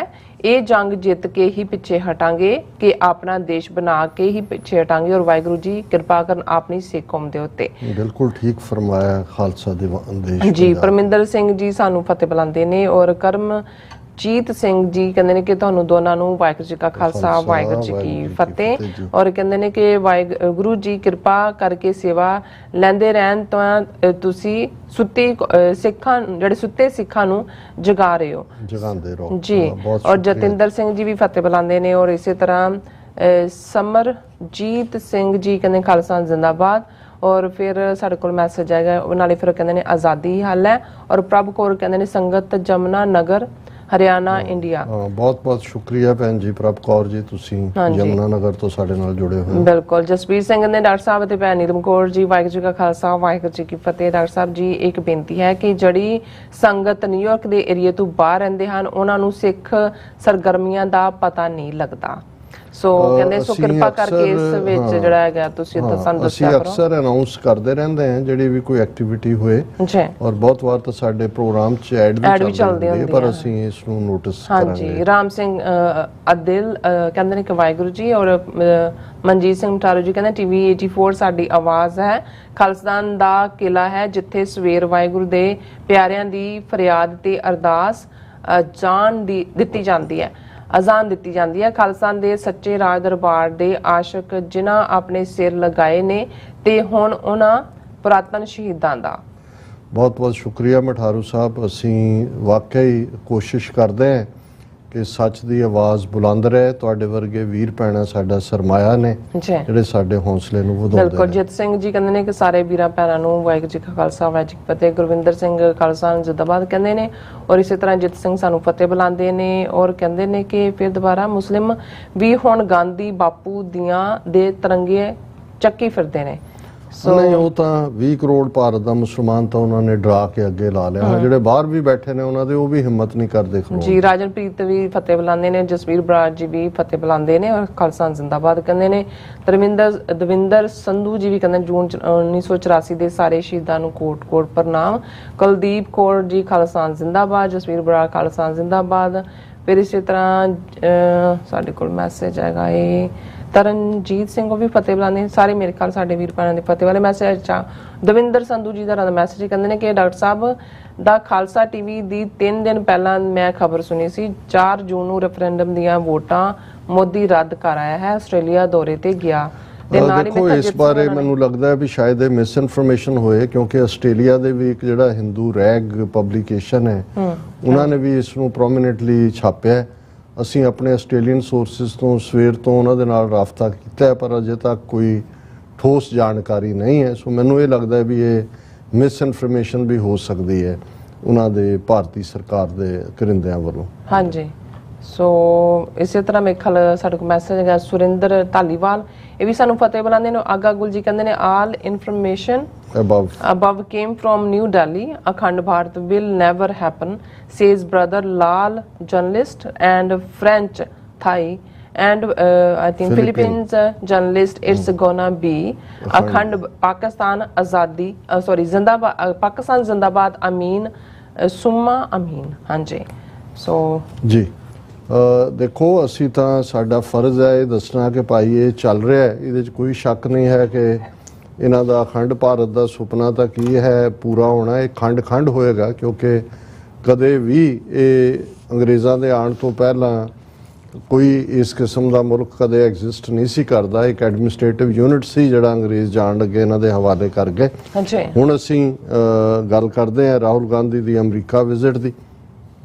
ਕੱਲ੍ਹ ਅਸੀਂ ਇਸ ਦੇ ਉੱਤੇ ਇੱਕ ਸੈਗਮੈਂਟ ਕੀਤਾ ਸੀ ਜਿਹਨੂੰ ਸਾਡੇ ਵਿਊਅਰਸ ਵੱਲੋਂ ਪਸੰਦ ਕੀਤਾ ਗਿਆ ਔਰ ਅਸੀਂ ਦੱਸਿਆ ਸੀ ਕਿ ਕਿਵੇਂ ਸੈਂਟਾ ਕਲੈਰਾ ਉਸ ਦੇ ਇਕੱਠ ਦੇ ਵਿੱਚ ਸਿੱਖਸ ਫਾਰ ਜਸਟਿਸ ਦੇ ਐਕਟਿਵਿਸਟ ਨੇ ਖਾਲਿਸਤਾਨ ਜ਼ਿੰਦਾਬਾਦ ਵੀ ਸਵਾਲ ਜਵਾਬ ਵੀ ਉਹਨੂੰ ਉਹਦੇ ਪਿਓ ਦੀਆਂ ਕਰਤੂਤਾਂ ਦਾਦੀ ਦੀਆਂ ਕਰਤੂਤਾਂ ਯਾਦ ਕਰਵਾਈਆਂ ਔਰ ਉਹ ਇੱਕ ਜਿਹੜਾ ਨੋਟੀ ਜਿਹੀ ਉਸ ਦੀ ਸਮਾਈਲ ਔਰ ਫਿਰ ਜ਼ਾਹਰ ਹੈ ਪ੍ਰਾਈਵੇਟ ਸਿਕਿਉਰਿਟੀ ਉਹਨਾਂ ਨੇ ਹਾਇਰ ਕੀਤੀ ਸੀ, ਉਹਨਾਂ ਨੂੰ ਬਾਹਰ ਉਹਨਾਂ ਨੇ ਭੇਜ ਦਿੱਤਾ ਜਿਹੜੇ ਵਿਰੋਧ ਕਰਨ ਵਾਲੇ ਸੀ, ਪਰ ਉਹਨਾਂ ਨੇ ਦੇ ਮੇਡ देयर ਪੁਆਇੰਟ। ਔਰ ਇਸ ਖਬਰ ਨੂੰ ਹਾਲਾਂਕਿ ਇਹਨੇ ਕਈ ਵਾਰੀ ਪ੍ਰੋਟੈਸਟ ਮੀਡੀਆ ਇਗਨੋਰ ਕਰਦਾ ਕਿਉਂਕਿ ਬੀਜੇਪੀ ਉਹ ਆਪਣੀ ਮਾਰ ਤੇ ਹੁੰਦੀ ਹੈ, ਪਰ ਚਲੋ ਉਹਦੇ ਚੋਂ ਸਾਡਾ ਫਾਇਦਾ ਇਹ ਨਿਕਲਦਾ ਹੈ ਕਿ ਬੀਜੇਪੀ ਦੇ ਮਿਨਿਸਟਰਾਂ ਨੇ ਦੂਜਿਆਂ ਨੇ ਜੋ ਹੋਇਆ ਉਹਨੂੰ ਅੱਗੋਂ ਰੀਟਵੀਟ ਕੀਤਾ ਤੇ ਦੁਨੀਆ ਭਰ 'ਚ ਪਤਾ ਲੱਗ ਗਿਆ ਕਿ ਭਾਈ ਰਾਹੁਲ ਗਾਂਧੀ ਦਾ ਵਿਰੋਧ ਜਿਹੜਾ ਸ਼ੁਰੂ ਹੋ ਗਿਆ ਕਿਉਂਕਿ ਉਹਦਾ ਪਹਿਲੀ ਉਹ ਮੀਟਿੰਗ ਸੀ ਜਿਸ ਨੂੰ ਉਹਨੇ ਐਡਰੈਸ ਕੀਤਾ। ਔਰ ਅੱਜ ਦੀ ਉਹਦੀ ਐਕਟੀਵਿਟੀ ਦੇ ਵਿੱਚ ਨੈਸ਼ਨਲ ਪ੍ਰੈਸ ਬਿਲਡਿੰਗ ਦੇ ਵਿੱਚ ਜੋ ਨੈਸ਼ਨਲ ਪ੍ਰੈਸ ਬਿਲਡਿੰਗ ਦਾ ਪ੍ਰੋਗਰਾਮ ਦਾ ਆ ਜਾਂਦਾ ਹੈ 2 ਵਜੇ ਉਹਨੇ ਐਡਰੈਸ ਕਰਨਾ ਸੀ ਔਰ ਇਹਨੂੰ ਕਿੰਨਾ ਗੁਪਤ ਰੱਖਿਆ ਗਿਆ, ਕਿਸ ਲੈਵਲ ਤੇ ਕਿੱਥੋਂ ਦੀ ਉਹ ਐਂਟਰ ਕੀਤਾ ਪ੍ਰੈਸ ਕਾਨਫਰੰਸ। ਈਵਨ ਸਾਨੂੰ ਇਹ ਪਤਾ ਲੱਗਿਆ ਵੀ ਜਿਹੜੇ ਪ੍ਰੋ ਇੰਡੀਆ 2-3 ਜਰਨਲਿਸਟ ਉੱਥੇ ਐਮਬੈਸੀ ਲਈ ਕੰਮ ਕਰਦੇ ਨੇ ਉਹਨਾਂ ਨੂੰ ਵੀ ਜਿਹੜਾ ਉਹਨਾਂ ਨੇ ਅੰਦਰ ਜਾਣ ਨਹੀਂ ਦਿੱਤਾ। ਸੋ ਕਿਹੜੇ ਪਾਸਿਓਂ ਆਇਆ ਕਿੱਥੇ ਸੀ ਅਜੇ ਅਸੀਂ ਉਹਦੀ ਕਵਰੇਜ ਤਾਂ ਨਹੀਂ ਦੇਖੀ, ਪਰ ਅਸੀਂ ਸਮਝਦੇ ਹਾਂ ਕਿ ਸਾਡੇ ਵੀਰ sir Balwinder Singh Chattha, sir Udham Singh, sir Bakhshish Singh short notice ਦੇ ਉੱਤੇ ਹੀ ਉਹਨਾਂ ਨੂੰ ਲੱਗਾ, ਉਹਨਾਂ ਨੇ ਆਪਣਾ ਉੱਥੇ ਨੁਕਤਾ ਪੁਆਇੰਟ ਬਣਾਤਾ। ਦਰਸ਼ਕ ਉਹਨਾਂ ਦੀਆਂ ਪਿਕਚਰਸ ਵੀ ਦੇਖ ਸਕਦੇ ਨੇ, ਉਹ ਲੈ ਕੇ ਪਲੈਕੇਟ ਨੈਸ਼ਨਲ ਪ੍ਰੈਸ ਬਿਲਡਿੰਗ ਬੈਕ ਦੇ ਉੱਤੇ ਕਿਉਂਕਿ ਪ੍ਰੈਸਟੀਜੀਅਸ ਹੈ ਨੈਸ਼ਨਲ ਪ੍ਰੈਸ ਬਿਲਡਿੰਗ। ਸਾਡਾ ਖਾਲਿਸਤਾਨ ਅਫੇਅਰ ਸੈਂਟਰ 1994 ਦੇ ਵਿੱਚ ਜਿਹੜਾ ਨੈਸ਼ਨਲ ਪ੍ਰੈਸ ਬਿਲਡਿੰਗ 'ਚ ਖੋਲ੍ਹਿਆ ਗਿਆ ਸੀ, ਹੁਣ ਵੀ ਸਾਡਾ office sweet number 956 national press building ਔਰ 13th ਫਲੋਰ ਦੇ ਉੱਤੇ ਨੈਸ਼ਨਲ ਪ੍ਰੈਸ ਕਲੱਬ ਹੈ। ਔਰ ਜਦੋਂ 2003 ਦੇ ਨੇੜੇ ਤੇੜੇ ਸਰ ਸਿਮਰਨਜੀਤ ਸਿੰਘ ਮਾਨ ਆਏ ਸਨ ਉਦੋਂ ਅਸੀਂ ਉਹਨਾਂ ਦੇ ਨਾਲ ਜੁਆਇੰਟ ਪ੍ਰੈਸ ਕਾਨਫਰੰਸ ਵੀ ਨੈਸ਼ਨਲ ਪ੍ਰੈਸ ਬਿਲਡਿੰਗ ਕੀਤੀ ਸੀ। ਉਸ ਤੋਂ ਬਾਅਦ ਸਿੱਖਸ ਫਾਰ ਜਸਟਿਸ ਨੇ ਵੀ ਕੀਤਾ। ਸੋ ਇਹ ਜਿਹੜਾ ਉਹਨਾਂ ਦੀ ਸੈਂਟਰਲ ਹੈ ਇੰਟਰਨੈਸ਼ਨਲ ਮੀਡੀਆ ਦਾ ਸੈਂਟਰ, ਕਾਫੀ ਲੰਬਾ ਵਕਤ ਮੈਂ ਰੈਗੂਲਰ ਉਹਨਾਂ ਦੀ ਮੈਂਬਰਸ਼ਿਪ ਵੀ ਸੀ ਮੇਰੇ ਕੋਲ ਨੈਸ਼ਨਲ ਪ੍ਰੈਸ ਕਲੱਬ ਦੀ। ਫਿਰ ਉਹਨਾਂ ਦੇ ਪੈਸੇ ਵਧਾਉਂਦੇ ਜਾਂਦੇ ਨੇ, ਫਿਰ ਮੈਂ ਉਹਨੂੰ ਛੱਡਤਾ ਸੀ ਔਰ ਖਾਸ ਤੌਰ ਤੇ ਜਦੋਂ TV 84 ਲਈ ਅਸੀਂ ਨਿਊਯਾਰਕ ਜ਼ਿਆਦਾ ਵਕਤ ਗੁਜ਼ਰਨ ਲੱਗਾ। ਸੋ ਪਹਿਲਾਂ ਤਾਂ ਅਸੀਂ ਆਪਣੇ ਵਾਸ਼ਿੰਗਟਨ ਦੇ ਵੀਰਾਂ ਦਾ ਸ਼ੁਕਰੀਆ ਅਦਾ ਕਰਦੇ ਹਾਂ ਕਿ ਬਹੁਤ ਵਾਰ ਇਹ ਨਹੀਂ ਹੁੰਦਾ ਜਦੋਂ ਅਸੀਂ ਬਾਬਾ ਬੋਤਾ ਸਿੰਘ ਬਾਬਾ ਗਰਜਾ ਸਿੰਘ ਦੀ ਸਪਿਰਿਟ ਦੀ ਗੱਲ ਕਰਦੇ ਹਾਂ ਤਾਂ ਇਹੀ ਹੁੰਦੀ ਹੈ ਡਿਫਾਈਂਸ। ਬਿਲਕੁਲ ਇੱਕ ਸਿੱਖ ਵੀ ਜਦੋਂ ਖਲੋ ਜਾਂਦਾ ਆ ਕੇ ਜਿਵੇਂ ਚੱਠਾ ਸਾਹਿਬ ਦੱਸ ਰਹੇ ਸੀ ਕਿ ਕੁਝ ਪੱਤਰਕਾਰ ਜਿਹੜੇ ਨਿਊਯਾਰਕ ਤੋਂ ਔਰ ਦੂਜੇ ਉਹ ਪਿਕਚਰਸ ਲੈ ਰਹੇ ਸੀ ਜਾਂ ਦੂਜਾ ਦੇਖ ਰਹੇ ਸੀ, ਉਹਨਾਂ ਨੇ ਕਿਹਾ ਵੀ ਸਿੱਖ ਇੱਥੇ ਵੀ ਪਹੁੰਚ ਗਏ, ਉਹਨੂੰ ਪਤਾ ਲੱਗ ਗਿਆ। ਲੇਕਿਨ ਜਿਹੜੀ ਗੱਲ ਕਿਉਂਕਿ ਕੱਲ ਦੀ ਗੱਲ 'ਚ ਅਸੀਂ ਸਿਰਫ ਰਾਹੁਲ ਗਾਂਧੀ ਦਾ ਉਹ ਹਿੱਸਾ ਹੀ ਕਿ ਵੀ ਉਹ ਆਇਆ ਵੀ ਘੱਲੂਘਾਰਾ ਹਫ਼ਤੇ 'ਚ ਹੈ, ਉਹਨੂੰ ਪਤਾ ਹੈ ਵੀ ਕੀ ਹੈ ਔਰ ਉਹਦੇ 'ਚੋਂ ਬਿਲਕੁਲ ਨਾ ਉਹਨੇ ਕਦੇ ਆਪਣੇ ਪਿਓ ਦੀਆਂ ਕਰਤੂਤਾਂ ਕੱਢਣੀਆਂ ਕੀਤੀਆਂ, ਨਾ ਉਹਦੀ ਦਾਦੀ ਨੇ ਕੀ ਕੀਤਾ ਉਹਦੀਆਂ ਕੀਤੀਆਂ, ਰਾਦਰ ਉਹ ਤਾਂ fond memories of my grandmother ਦੇ ਥੱਲੇ ਉਹ ਜਿਹੜਾ ਆਪਣਾ ਨੋਸਟੈਲਜੀਆ ਬਿਆਨ ਕਰ ਰਿਹਾ ਹੁੰਦਾ। ਲੇਕਿਨ ਇੱਕ ਗੱਲ ਜਿਹੜੀ ਕਿ ਕੱਲ ਵਾਲੇ ਤਾਂ ਜਦੋਂ ਤੱਕ ਜਿੰਨਾ ਕੁ ਸੋਰਸ ਸਾਡੇ ਕੋਲ ਸੀ ਸਾਨੂੰ ਨਹੀਂ ਸੀ ਪਤਾ ਲੱਗਾ, ਲੇਕਿਨ ਉਹ ਸਾਹਮਣੇ ਆਈ ਜਦੋਂ ਅੱਜ ਡੀਟੇਲ BBC ਔਰ ਦੂਸਰਿਆਂ ਦੇ ਉੱਤੇ ਆਈ ਕਿ ਜਦੋਂ ਸਿੱਖ ਪ੍ਰੋਟੈਸਟ ਕਰ ਰਹੇ ਸੀ ਅੰਦਰ ਔਰ ਖਾਲਿਸਤਾਨ ਜ਼ਿੰਦਾਬਾਦ ਗੂੰਜ ਰਿਹਾ ਸੀ, ਰਾਹੁਲ ਗਾਂਧੀ ਨੇ ਜਿਹੜਾ ਉਹ ਰੁਕਿਆ ਪਹਿਲਾਂ ਥੋੜੀ ਦੇਰ ਲਈ, ਫਿਰ ਉਹਨੇ ਕਿਹਾ ਕਿ ਦੇਖੋ ਭਾਰਤ ਜੋੜੋ ਇੱਕ ਆਈਡੀਆ ਹੈ ਜੋ ਤੁਹਾਡੇ ਸਭ ਦੇ ਦਿਲਾਂ 'ਚ ਹੈ, ਇੱਕ ਦੂਸਰੇ ਨੂੰ ਇੱਜ਼ਤ ਦੇਣ ਦੀ ਗੱਲ ਹੈ, ਇੱਕ ਦੂਸਰੇ ਨਾਲ ਲਗਾਵ ਰੱਖਣ ਦੀ ਗੱਲ ਹੈ, ਇਹ ਇੱਕ ਦੂਸਰੇ ਪ੍ਰਤੀ ਹਿੰਸਕ ਹੋਣ ਦੀ ਗੱਲ ਨਹੀਂ ਹੈ, ਗਰੂਰ ਨਾ ਦਿਖਾਇਆ ਜਾਏ। ਫਿਰ ਉਹ ਗੁਰੂ ਨਾਨਕ ਸਾਹਿਬ ਦਾ ਜ਼ਿਕਰ ਕਰ ਰਿਹਾ। ਹੁਣ ਤੁਸੀਂ ਉਹਦਾ ਇਹਨਾਂ ਦਾ ਬ੍ਰਾਹਮਣਵਾਦੀ ਸਟਾਈਲ ਦੇਖੋ, ਕਹਿੰਦਾ ਕਿ ਮੈਂ ਇੱਥੇ ਆਪਣੇ ਸਿੱਖ ਭਰਾਵਾਂ ਨੂੰ ਦੇਖ ਰਿਹਾ ਜਿਨ੍ਹਾਂ ਦਾ ਔਰ ਤੁਹਾਡੇ ਗੁਰੂ, ਇਹ ਸਿੱਖਾਂ ਨੂੰ ਐਡਰੈਸ ਕਰ ਰਿਹਾ ਕਿ ਤੁਹਾਡੇ ਗੁਰੂ ਨਾਨਕ ਦੇਵ ਜੀ ਦਾ ਸਾਰਾ ਜੀਵਨ ਹੀ ਇਸ ਲਈ ਸੀ। ਉਹਨਾਂ ਨੇ ਇਹੀ ਕਿਹਾ ਕਿ ਵੀ ਨਮਰਤਾ ਰੱਖੋ, ਪਿਆਰ ਕਰੋ, ਔਰ ਉਹਨਾਂ ਦੀ ਪ੍ਰੇਰਨਾ ਦੇ ਨਾਲ ਹੀ ਅਸੀਂ ਜਿਹੜਾ ਹੈ ਉਹ ਕੁਝ ਕਰ ਸਕਦੇ ਆ, ਪਰ ਅਸੀਂ ਤਾਂ ਚੱਲੇ ਨਹੀਂ ਉਹਨਾਂ ਦੇ ਰਸਤੇ ਤੇ। ਫਿਰ ਉਹਨਾਂ ਕਿਹਾ ਜੀ ਗੁਰੂ ਨਾਨਕ ਸਾਹਿਬ ਨੇ ਦੇਖੋ ਥਾਈਲੈਂਡ ਦੀ ਵੀ ਯਾਤਰਾ ਕੀਤੀ ਸੀ, ਦੱਸੋ ਅਕਲ ਦਾ ਅੰਨਾ। ਪਰ ਜਿਹੜੀ ਸਭ ਤੋਂ ਖਤਰਨਾਕ ਗੱਲ ਉਹਨੇ ਕਹੀ, ਉਹਨਾਂ ਨੇ ਕਿਹਾ ਕਿ ਮੈਂ ਕਿਤੇ ਪੜ੍ਹਿਆ ਕਿ ਗੁਰੂ ਨਾਨਕ ਜੀ ਮੱਕਾ, ਸਾਊਦੀ ਅਰਬ ਗਏ, ਉਹ ਥਾਈਲੈਂਡ ਵੀ ਗਏ, ਸ੍ਰੀਲੰਕਾ ਵੀ ਗਏ। ਉਹ ਵੱਡੇ ਲੋਕ ਨੇ, ਸਾਡੇ ਪੈਦਾ ਹੋਣ ਤੋਂ ਬਹੁਤ ਪਹਿਲਾਂ ਉਹ ਭਾਰਤ ਜੋੜੋ ਦਾ ਕੰਮ ਕਰ ਰਹੇ ਸੀ। ਹੁਣ ਪਹਿਲੀ ਗੱਲ ਤਾਂ ਇਸ ਅਕਲ ਦੇ ਅੰਨੇ ਨੂੰ, ਇਹ ਠੀਕ ਹੈ ਗੁਰੂ ਨਾਨਕ ਸਾਹਿਬ ਦੀਆਂ 5 ਉਦਾਸੀਆਂ ਜਿਸ ਦੇ ਵਿੱਚ ਮੱਕਾ, ਮਦੀਨਾ ਔਰ ਇਹ ਸਾਰਾ, ਸ੍ਰੀਲੰਕਾ ਵੀ ਸੰਗਲਾਦੀਪ ਦਾ ਪੁਰਾਣਾ ਨਾਂ ਹੈ, ਉੱਥੇ ਵੀ ਗਏ। ਪਰ ਇਹ ਥਾਈਲੈਂਡ ਵਾਲੀ ਖੋਜ ਇਹਨੇ ਕਿੱਥੋਂ ਕੱਢ ਲਈ? ਹੁਣ ਇਹ ਹੈ ਜਦੋਂ ਤੁਸੀਂ ਉਹ ਜਿਹਨੂੰ ਕਹਿੰਦੇ ਨੇ ਕਿ ਵੀ ਨੀਮ ਹਕੀਮ ਖਤਰਾ ਹੈ ਜਾਨ, ਪਰ ਜਿਹੜੀ ਖਤਰਨਾਕ ਗੱਲ ਹੈ, ਔਰ ਜੇ ਤੁਸੀਂ ਧਿਆਨ ਨਾਲ ਦੇਖੋਗੇ ਤੇ ਇਹ ਹਿੰਦੂਤਵਾ ਤੇ ਸੈਕੂਲਰਿਜ਼ਮ ਦੇ ਵਿਚਾਲੇ ਕਈ ਵਾਰੀ ਤਾਂ ਤੁਹਾਨੂੰ ਲੱਗਦਾ ਵੀ ਕੋਈ ਪਤਲਾ ਪਰਦਾ ਵੀ ਨਹੀਂ ਹੈ, ਕਿਉਂਕਿ ਸਿੱਧੇ ਤੌਰ ਦੇ ਉੱਤੇ ਜਿਹੜਾ ਇਹਨਾਂ ਦਾ ਕੰਮ ਇਹੀ ਨਜ਼ਰ ਆਉਂਦਾ ਹੈ ਕਿ ਜੀ ਦੇਖੋ ਗੁਰੂ ਨਾਨਕ ਸਾਹਿਬ ਨੇ ਵੀ ਭਾਰਤ ਜੋੜਿਆ। ਹੁਣ ਨਾ ਕੋਈ ਭਾਰਤ ਐਗਜ਼ਿਸਟ ਕਰਦਾ ਸੀ, ਗੁਰੂ ਨਾਨਕ ਸਾਹਿਬ ਦਾ ਮਿਸ਼ਨ ਬਾਬਾ ਦੇਖਿਆ ਧਿਆਨ ਤਰ ਜਲਦੀ ਸਭ ਪ੍ਰਿਥਵੀ ਦਿਸ ਆਈ, ਬਾਜੋਂ ਗੁਰੂ ਗਵਾਰ ਹੈ ਕਰਦੀ ਸੁਣੀ ਲੁਕਾਈ, ਬਾਬੇ ਭੇਖ ਬਣਾਇਆ ਉਦਾਸੀ ਕੀ ਰੀਤ ਚਲਾਈ, ਚੜਿਆ ਸੋਧਣ ਧਰਤ ਲੁਕਾਈ। ਹੁਣ ਉਦਾਸੀ ਸਫ਼ਰਾਂ ਨੂੰ ਕਹਿੰਦੇ ਨੇ। 5 ਵੱਡੇ ਸਫ਼ਰ ਉਹਨਾਂ ਨੇ ਡਿਫਰੈਂਟ ਡਾਇਰੈਕਸ਼ਨਸ ਚ ਕਰਕੇ ਰੱਬ ਦਾ ਸੁਨੇਹਾ ਦਿੱਤਾ। ਉਹਦੇ ਚ ਭਾਰਤ ਕਿੱਥੋਂ ਆ ਗਿਆ? ਜਿਹੜੇ ਭਾਰਤ ਦੇ ਹਾਕਮ ਸੀ ਉਹਨਾਂ ਨੂੰ ਤਾਂ ਰਾਜੇ ਸ਼ੀਂ ਮੁਕੱਦਮ ਕੁੱਤੇ ਜਾਏ ਜਗਾਇਨ ਬੈਠੇ ਸੀ। ਇਹ ਦਿੱਲੀ ਦੇ ਹਾਕਮ, ਭਾਰਤ ਤਾਂ ਐਗਜ਼ਿਸਟ ਹੀ ਨਹੀਂ ਸੀ ਕਰਦਾ।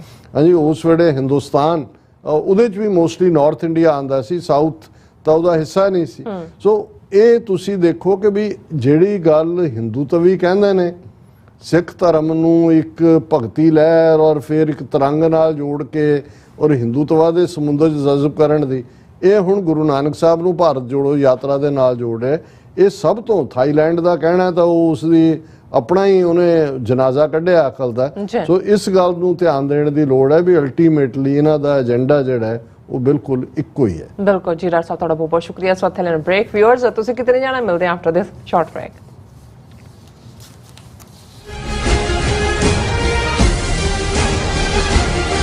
ਗੁਰੂ ਪਿਆਰੀ ਸਾਧ ਸੰਗਤ ਜੀ, ਵਾਹਿਗੁਰੂ ਜੀ ਕਾ ਖਾਲਸਾ ਵਾਹਿਗੁਰੂ ਜੀ ਕੀ ਫਤਿਹ।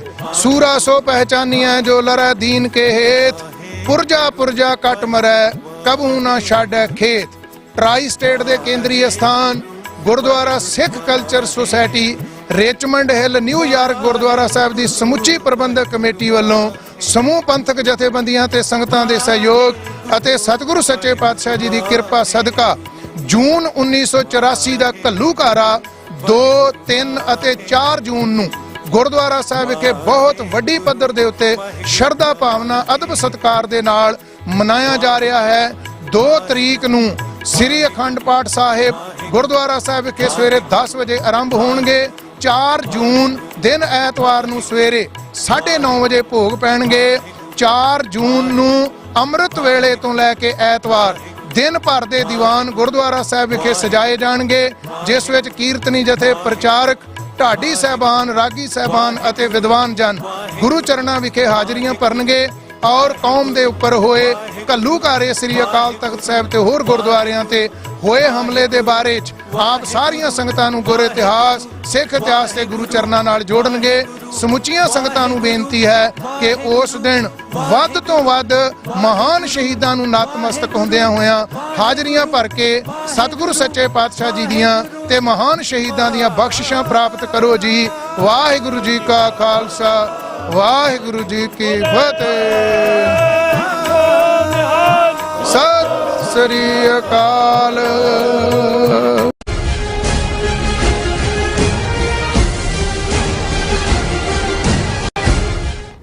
Viewers welcome back to programme. So viewers end ਵਾਲੇ ਸੈਕਸ਼ਨ ਦੇ ਵਿੱਚ ਗੱਲਬਾਤ ਕਰਨ ਜਾ ਰਹੇ ਹਾਂ ਕਿ ਘੱਲੂਘਾਰਾ ਹਫ਼ਤੇ ਦੀ ਯਾਦ ਦੁਨੀਆ ਭਰ ਦੇ ਗੁਰਦੁਆਰਿਆਂ ਵਿੱਚ ਮਨਾਈ ਜਾ ਰਹੀ ਹੈ ਔਰ ਇਹ ਸਮਾਂ 35 ਮਿਲੀਅਨ ਸਿੱਖ ਕੌਮ ਲਈ ਆਤਮ ਚਿੰਤਨ ਦਾ ਜਿਹੜਾ ਸਮਾਂ ਵੀ ਹੈ। ਔਰ ਸੰਤ ਭਿੰਡਰਾਂਵਾਲਾ ਜੀ ਨੇ ਫਰਮਾਇਆ ਸੀ ਕਿ ਜਿਸ ਦਿਨ ਭਾਰਤੀ ਫੌਜ ਦੇ ਪੈਰ ਦਰਬਾਰ ਸਾਹਿਬ ਦੀ ਹਦੂਦ ਵਿੱਚ ਪਏ ਤਾਂ ਖਾਲਿਸਤਾਨ ਦੀ ਨੀਂਹ ਰੱਖੀ ਜਾਵੇਗੀ। ਹੁਣ ਸਿੱਖ ਕੌਮ ਨੂੰ ਇਕਮੁੱਠ ਹੋ ਕੇ ਐਦ ਕਰਨ ਦੀ ਲੋੜ ਹੈ ਕਿ ਅਸੀਂ ਖਾਲਿਸਤਾਨ ਦੀ ਆਜ਼ਾਦੀ ਲਈ ਇਕਮੁੱਠ ਹੋ ਕੇ ਆਪਣਾ ਪੂਰਾ ਧਾਨ ਲਾਵਾਂਗੇ। ਸੋ ਇਸ ਬਾਰੇ ਆਪਾਂ ਗੱਲਬਾਤ ਕਰਨ ਜਾ ਰਹੇ ਹਾਂ। ਸੋ ਅਸੀਂ ਚਾਹਾਂਗੇ ਕਿ ਤੁਸੀਂ ਇਸੇ ਤਰ੍ਹਾਂ ਬਣੇ ਰਹਿਣਾ। ਦੇਖਣ ਸੁਣ ਲਈ ਲਿਖਣ ਲਈ ਤੁਹਾਡਾ ਸਭ ਦਾ ਬਹੁਤ ਬਹੁਤ ਧੰਨਵਾਦ ਜੀ। ਡਾਕਟਰ ਸਾਹਿਬ ਕੀ ਵਿਚਾਰਾਂ ਨੇ?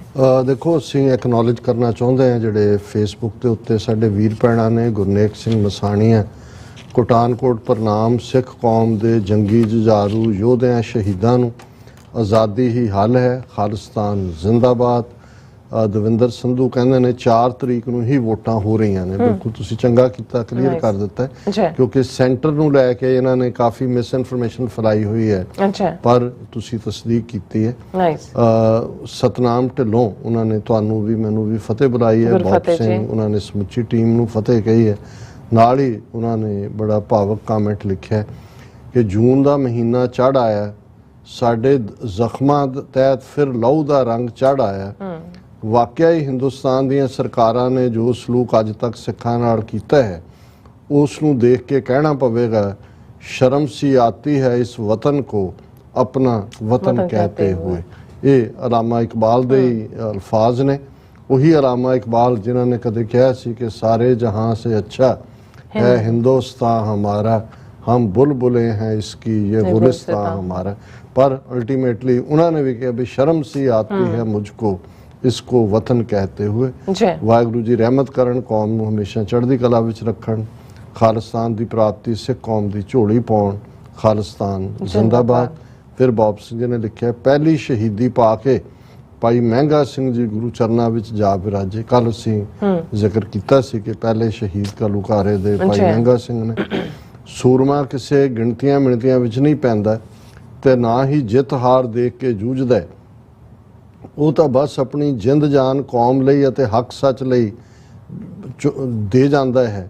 ਗੱਲ ਬਾਬਾ ਬਚਿੱਤਰ ਸਿੰਘ ਦੀ ਕਰੀਏ ਜਾਂ 1984 ਵੇਲੇ ਦੇ ਸ਼ਹੀਦ ਸਿੰਘਾਂ ਦੀ, ਇਹ ਸਭ ਕੌਮ ਦੀਆਂ ਹੀ ਕੁਰਬਾਨੀਆਂ ਨੇ ਤੇ ਕੌਮ ਨੂੰ ਇਤਨਾ ਤੈਅ ਇਹਨਾਂ ਤੇ ਸदैव ਮਾਣ ਰਹੇਗਾ। ਰਣ ਦੇਖ ਸੂਰੇ ਚਿੱਤ ਉਲਾਸ, ਕਿ ਜੰਗੇ ਮੈਦਾਨ ਦੇਖ ਕੇ ਜਿਹੜੇ ਸੂਰਬੀਰ ਨੇ ਉਹਨਾਂ ਦੇ ਮਨ 'ਚ ਚਾਅ ਹੁੰਦਾ। ਸਤਨਾਮ ਢਿੱਲੋਂ, ਜਸਬੀਰ ਸਿੰਘ, ਗੁਰਦੀਪ ਸਿੰਘ, ਸੋਹਣ ਸਿੰਘ ਮਾਇਲ, ਇਹਨਾਂ ਸਾਰਿਆਂ ਨੇ ਵੀ ਫਤਿਹ ਅਰਜ਼ ਕੀਤੀ ਹੈ। ਗੁਰਦੀਪ ਸਿੰਘ ਹੋਰਾਂ ਨੇ ਕਿਹਾ, ਭਾਰਤੀ ਮਨੂਵਾਦੀਆਂ ਦੀ ਜ਼ਾਲਮ ਹਕੂਮਤ ਨਾਲ ਲੋਹਾ ਲੈਣ ਵਾਲੇ 1 ਤੋਂ 6 ਜੂਨ 1984 ਦੇ ਜਰਨੈਲਾਂ ਅਤੇ ਸਮੂਹ ਮਹਾਨ ਸ਼ਹੀਦ ਸਿੰਘਾਂ ਨੂੰ ਕੋਟ-ਕੋਟ ਪ੍ਰਣਾਮ। ਔਰ ਭਾਈ ਜਸਬੀਰ ਸਿੰਘ ਕਹਿੰਦੇ ਨੇ ਵੀ why Dal Khalsa and Akali Dal Amritsar don't support referendum, Khalistan even Indian diplomacy back foot now. ਦੇਖੋ, ਇਸ ਦਾ ਜਵਾਬ ਤਾਂ ਉਹੀ ਦੇ ਸਕਦੇ ਨੇ, ਪਰ ਅਸੀਂ ਇਹ ਸਮਝਦੇ ਹਾਂ ਕਿ ਵੀ ਇਹ ਇੱਕ ਬਿਲਕੁਲ ਠੀਕ ਮੁਹਿੰਮ ਹੈ। UN ਚਾਰਟਰ ਦੇ ਥੱਲੇ ਵੀ, ਇੰਟਰਨੈਸ਼ਨਲ ਲਾਅ ਦੇ ਥੱਲੇ ਵੀ, ਨੋ ਮੈਟਰ ਕਿਸ ਨਾਲ ਕਿੰਨੇ ਸਾਡੇ ਮਤਭੇਦ ਹੋਣ, ਇੰਡੀਵਿਜੂਅਲ ਕਿਸੇ ਦੀ ਪਰਸਨੈਲਿਟੀ ਸਾਨੂੰ ਪਸੰਦ ਹੋਏ ਜਾਂ ਨਾ ਹੋਵੇ, ਪਰ ਡਾਇਸਪੋਰਾ ਦੇ ਵਿੱਚ ਇਸ ਵੇਲੇ ਖਾਲਿਸਤਾਨ ਰੈਫਰੈਂਡਮ ਨੇ ਇੱਕ ਜਿਸ ਲੈਵਲ ਦੀ ਜਾਗ੍ਰਿਤੀ ਪੈਦਾ ਕੀਤੀ ਹੈ ਔਰ ਇੰਡੀਅਨ ਡਿਪਲੋਮੇਸੀ ਨੂੰ ਤਾਂ ਬੈਕਫੁੱਟ ਤੇ ਕੀਤਾ ਹੀ ਹੈ। ਹਰ ਇੱਕ ਦਾ ਫਰਜ਼ ਬਣਦਾ ਹੈ ਕਿ ਆਪਣੇ ਦਿਲੋਂ ਜਿਹੜਾ ਇਸ ਦੀ ਹਮਾਇਤ ਕਰਨ। ਔਰ ਦੀਪ ਸਿੰਘ ਕਹਿੰਦੇ ਨੇ, ਜੋ ਮੁਗਲ ਹਿਟਲਰ ਵਰਗੇ ਖੱਟ ਗਏ ਦੁਨੀਆ ਤੋਂ, ਉਹੀ ਹੁਣ ਮੂਤ ਪੀਣੇ ਬ੍ਰਾਹਮਣਵਾਦੀ ਹਿੰਦੂ ਤਵੀ ਵੀ ਖੱਟ ਕੇ ਜਾਣਗੇ। ਤੁਸੀਂ ਬਿਲਕੁਲ ਠੀਕ ਫਰਮਾਇਆ। ਔਰ ਮੈਂ ਘੜੀ ਵੱਲ ਦੇਖ ਰਿਹਾ, ਬੇਸ਼ੱਕ ਕਹਿਣ ਨੂੰ ਤਾਂ ਬਹੁਤ ਕੁਝ ਜੀ ਕਰਦਾ ਹੈ ਕਿ ਭਾਈ ਇਹਨਾਂ 39 ਵਰਿਆਂ ਬਾਅਦ ਅੱਜ ਜਿੱਥੇ ਅਸੀਂ ਖੜੇ ਹਾਂ, ਕਿਸ ਲੈਵਲ ਦਾ ਸਾਡਾ ਰਿਜ਼ੋਲਵ ਹੋਣਾ ਚਾਹੀਦਾ। ਪਰ ਮੈਂ ਜਿਹੜੀ ਨਜ਼ਮ ਭਾਈ ਗਜਿੰਦਰ ਸਿੰਘ ਹੋਰਾਂ ਦੀ ਹੈ, ਕਿਉਂਕਿ ਸਾਡਾ ਵੀ ਇਹ ਸੈਗਮੈਂਟ ਸ਼ੁਰੂਆਤ ਵੀ ਇਹੀ ਸੀ ਕਿ ਜੰਗ ਜਾਰੀ ਹੈ, ਜੰਗ ਹਿੰਦ ਪੰਜਾਬ ਤੇ ਫਤਿਹ ਤੱਕ ਜਾਰੀ ਰਹੇਗੀ। ਸੋ ਉਹਨਾਂ ਦੀ ਇੱਕ ਨਜ਼ਮ ਜਿਹਦਾ ਉਹਨਾਂ ਨੇ ਟਾਈਟਲ ਹੀ ਜੰਗ ਜਾਰੀ ਹੈ ਲਿਖਿਆ, ਮੈਂ ਉਹ ਸ਼ੇਅਰ ਕਰਕੇ ਇਸ ਨੂੰ ਕਨਕਲੂਡ ਕਰਾਂਗਾ। ਅਸੀਂ ਦੱਸ ਦਈਏ ਕਿ ਵੀ ਕੱਲ ਅਸੀਂ ਕੈਲੀਫੋਰਨੀਆ ਲਈ ਰਵਾਨਾ ਹੋਣਾ ਔਰ ਸੰਡੇ ਜਿਹੜਾ ਉਹਨਾਂ ਦੀ ਵੱਡੀ ਪੈਰੇਡ ਜਿਹੜਾ ਫਰੀडम ਮਾਰਚ ਹੈ ਸੈਨ ਫਰਾਂਸਿਸਕੋ 'ਚ, ਉਹਨੂੰ ਵੀ ਸਾਡੀ ਟੀਮ ਕਵਰ ਕਰੇਗੀ। ਸੋ ਜੰਗ ਹਿੰਦ ਪੰਜਾਬ ਦਾ ਅੱਜ ਬਣਿਆ ਹਿੰਦੁਸਤਾਨ ਅਤੇ ਖਾਲਿਸਤਾਨ ਦਾ ਜੀ, ਕਿਉਂਕਿ ਜੰਗ ਹਿੰਦ ਪੰਜਾਬ ਸ਼ਾਹ ਮੁਹੰਮਦ ਜਿਨ੍ਹਾਂ ਨੇ, ਜਿਹਨੂੰ ਬਾਅਦ ਜੰਗਨਾਮਾ ਸਿੰਘਾਂ ਫਰੰਗੀਆਂ ਕਿਹਾ ਗਿਆ, ਪਰ ਉਹਦਾ ਓਰੀਜਨਲ ਨਾਂ ਜੰਗ ਹਿੰਦ ਪੰਜਾਬ ਸੀ। ਔਰ ਉਹ ਪਹਿਲੀ 1846 ਦੇ ਵਿੱਚ ਜਿਹੜੇ ਅੰਗਰੇਜ਼ ਔਰ ਉਹਨਾਂ ਦੇ ਅੱਗੋਂ ਮੂਹਰੇ ਜਿਹੜੇ ਹਿੰਦੁਸਤਾਨੀ ਫੌਜੀ यूपी बिहार मद्रास ਦੇ ਜਿਹੜੇ ਹਮਲਾਵਰ ਸੀ ਉਹਦੇ ਤੇ ਸ਼ਾਹ ਮੁਹੰਮਦ ਨੇ ਲਿਖਿਆ ਸੀ ਕਿ ਜੰਗ ਹਿੰਦ ਪੰਜਾਬ ਦਾ ਹੋਣ ਲੱਗਾ, ਦੋਵੇਂ ਪਾਤਸ਼ਾਹੀ ਫੌਜਾਂ ਭਾਰੀਆਂ ਨੇ, ਅੱਜ ਹੋਵੇ ਸਰਕਾਰ ਤਾਂ ਮੁੱਲ ਪਾਵੇ, ਜਿਹੜੀਆਂ ਖਾਲਸੇ ਨੇ ਤੇਗਾਂ ਮਾਰੀਆਂ। ਉਦੋਂ ਵੀ ਉਹ ਜੰਗ ਹਿੰਦ ਪੰਜਾਬ ਸੀ, ਕਿਉਂਕਿ ਪੰਜਾਬ ਨੂੰ ਗੁਲਾਮ ਬਣਾਉਣ ਦੇ ਲਈ ਇਹ ਗੰਗਾ ਜਮਨਾ ਤਹਿਜ਼ੀਬ ਵਾਲੇ ਜਿਹੜੇ ਨੇ ਉਹ ਅੰਗਰੇਜ਼ਾਂ ਦੇ ਹੱਥ ਠੋਕੇ ਬਣੇ ਹੋਏ ਸੀ। ਹੁਣ ਤਾਂ ਸਿੱਧਾ ਸਿੱਧਾ ਹੀ ਜੂਨ ਦੇ ਪਹਿਲੇ ਹਫਤੇ ਤਾਂ ਸਿੱਧਾ ਸਿੱਧਾ ਜੰਗ ਹਿੰਦ ਪੰਜਾਬ ਹੋ ਗਿਆ। ਜੰਗ ਹਿੰਦ ਪੰਜਾਬ ਦਾ ਅੱਜ ਬਣਿਆ ਹਿੰਦੁਸਤਾਨ ਅਤੇ ਖਾਲਿਸਤਾਨ ਦਾ ਜੀ। ਹੁਣ ਤਾਂ ਜ਼ਿੰਦਗੀ ਮੌਤ ਦਾ ਸਵਾਲ ਬਣਿਆ, ਮੁੱਲ ਕੋਈ ਨਹੀਂ ਕਿਸੇ ਦੀ ਜਾਨ ਦਾ ਜੀ।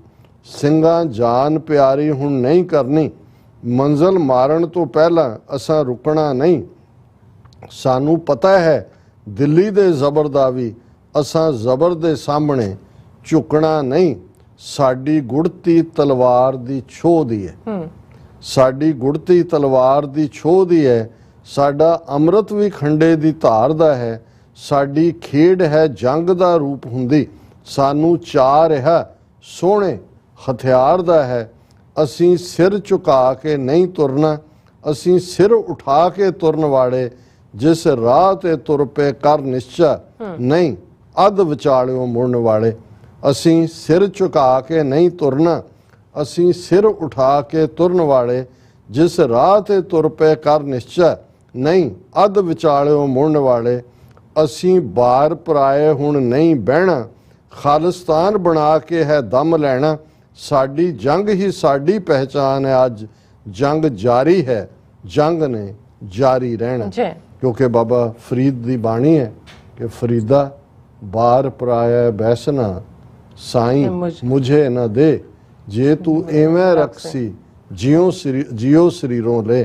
ਅਸਾਂ ਬਾਰ ਪਰਾਏ ਹੁਣ ਨਹੀਂ ਬਹਿਣਾ, ਖਾਲਿਸਤਾਨ ਬਣਾ ਕੇ ਹੈ ਦਮ ਲੈਣਾ।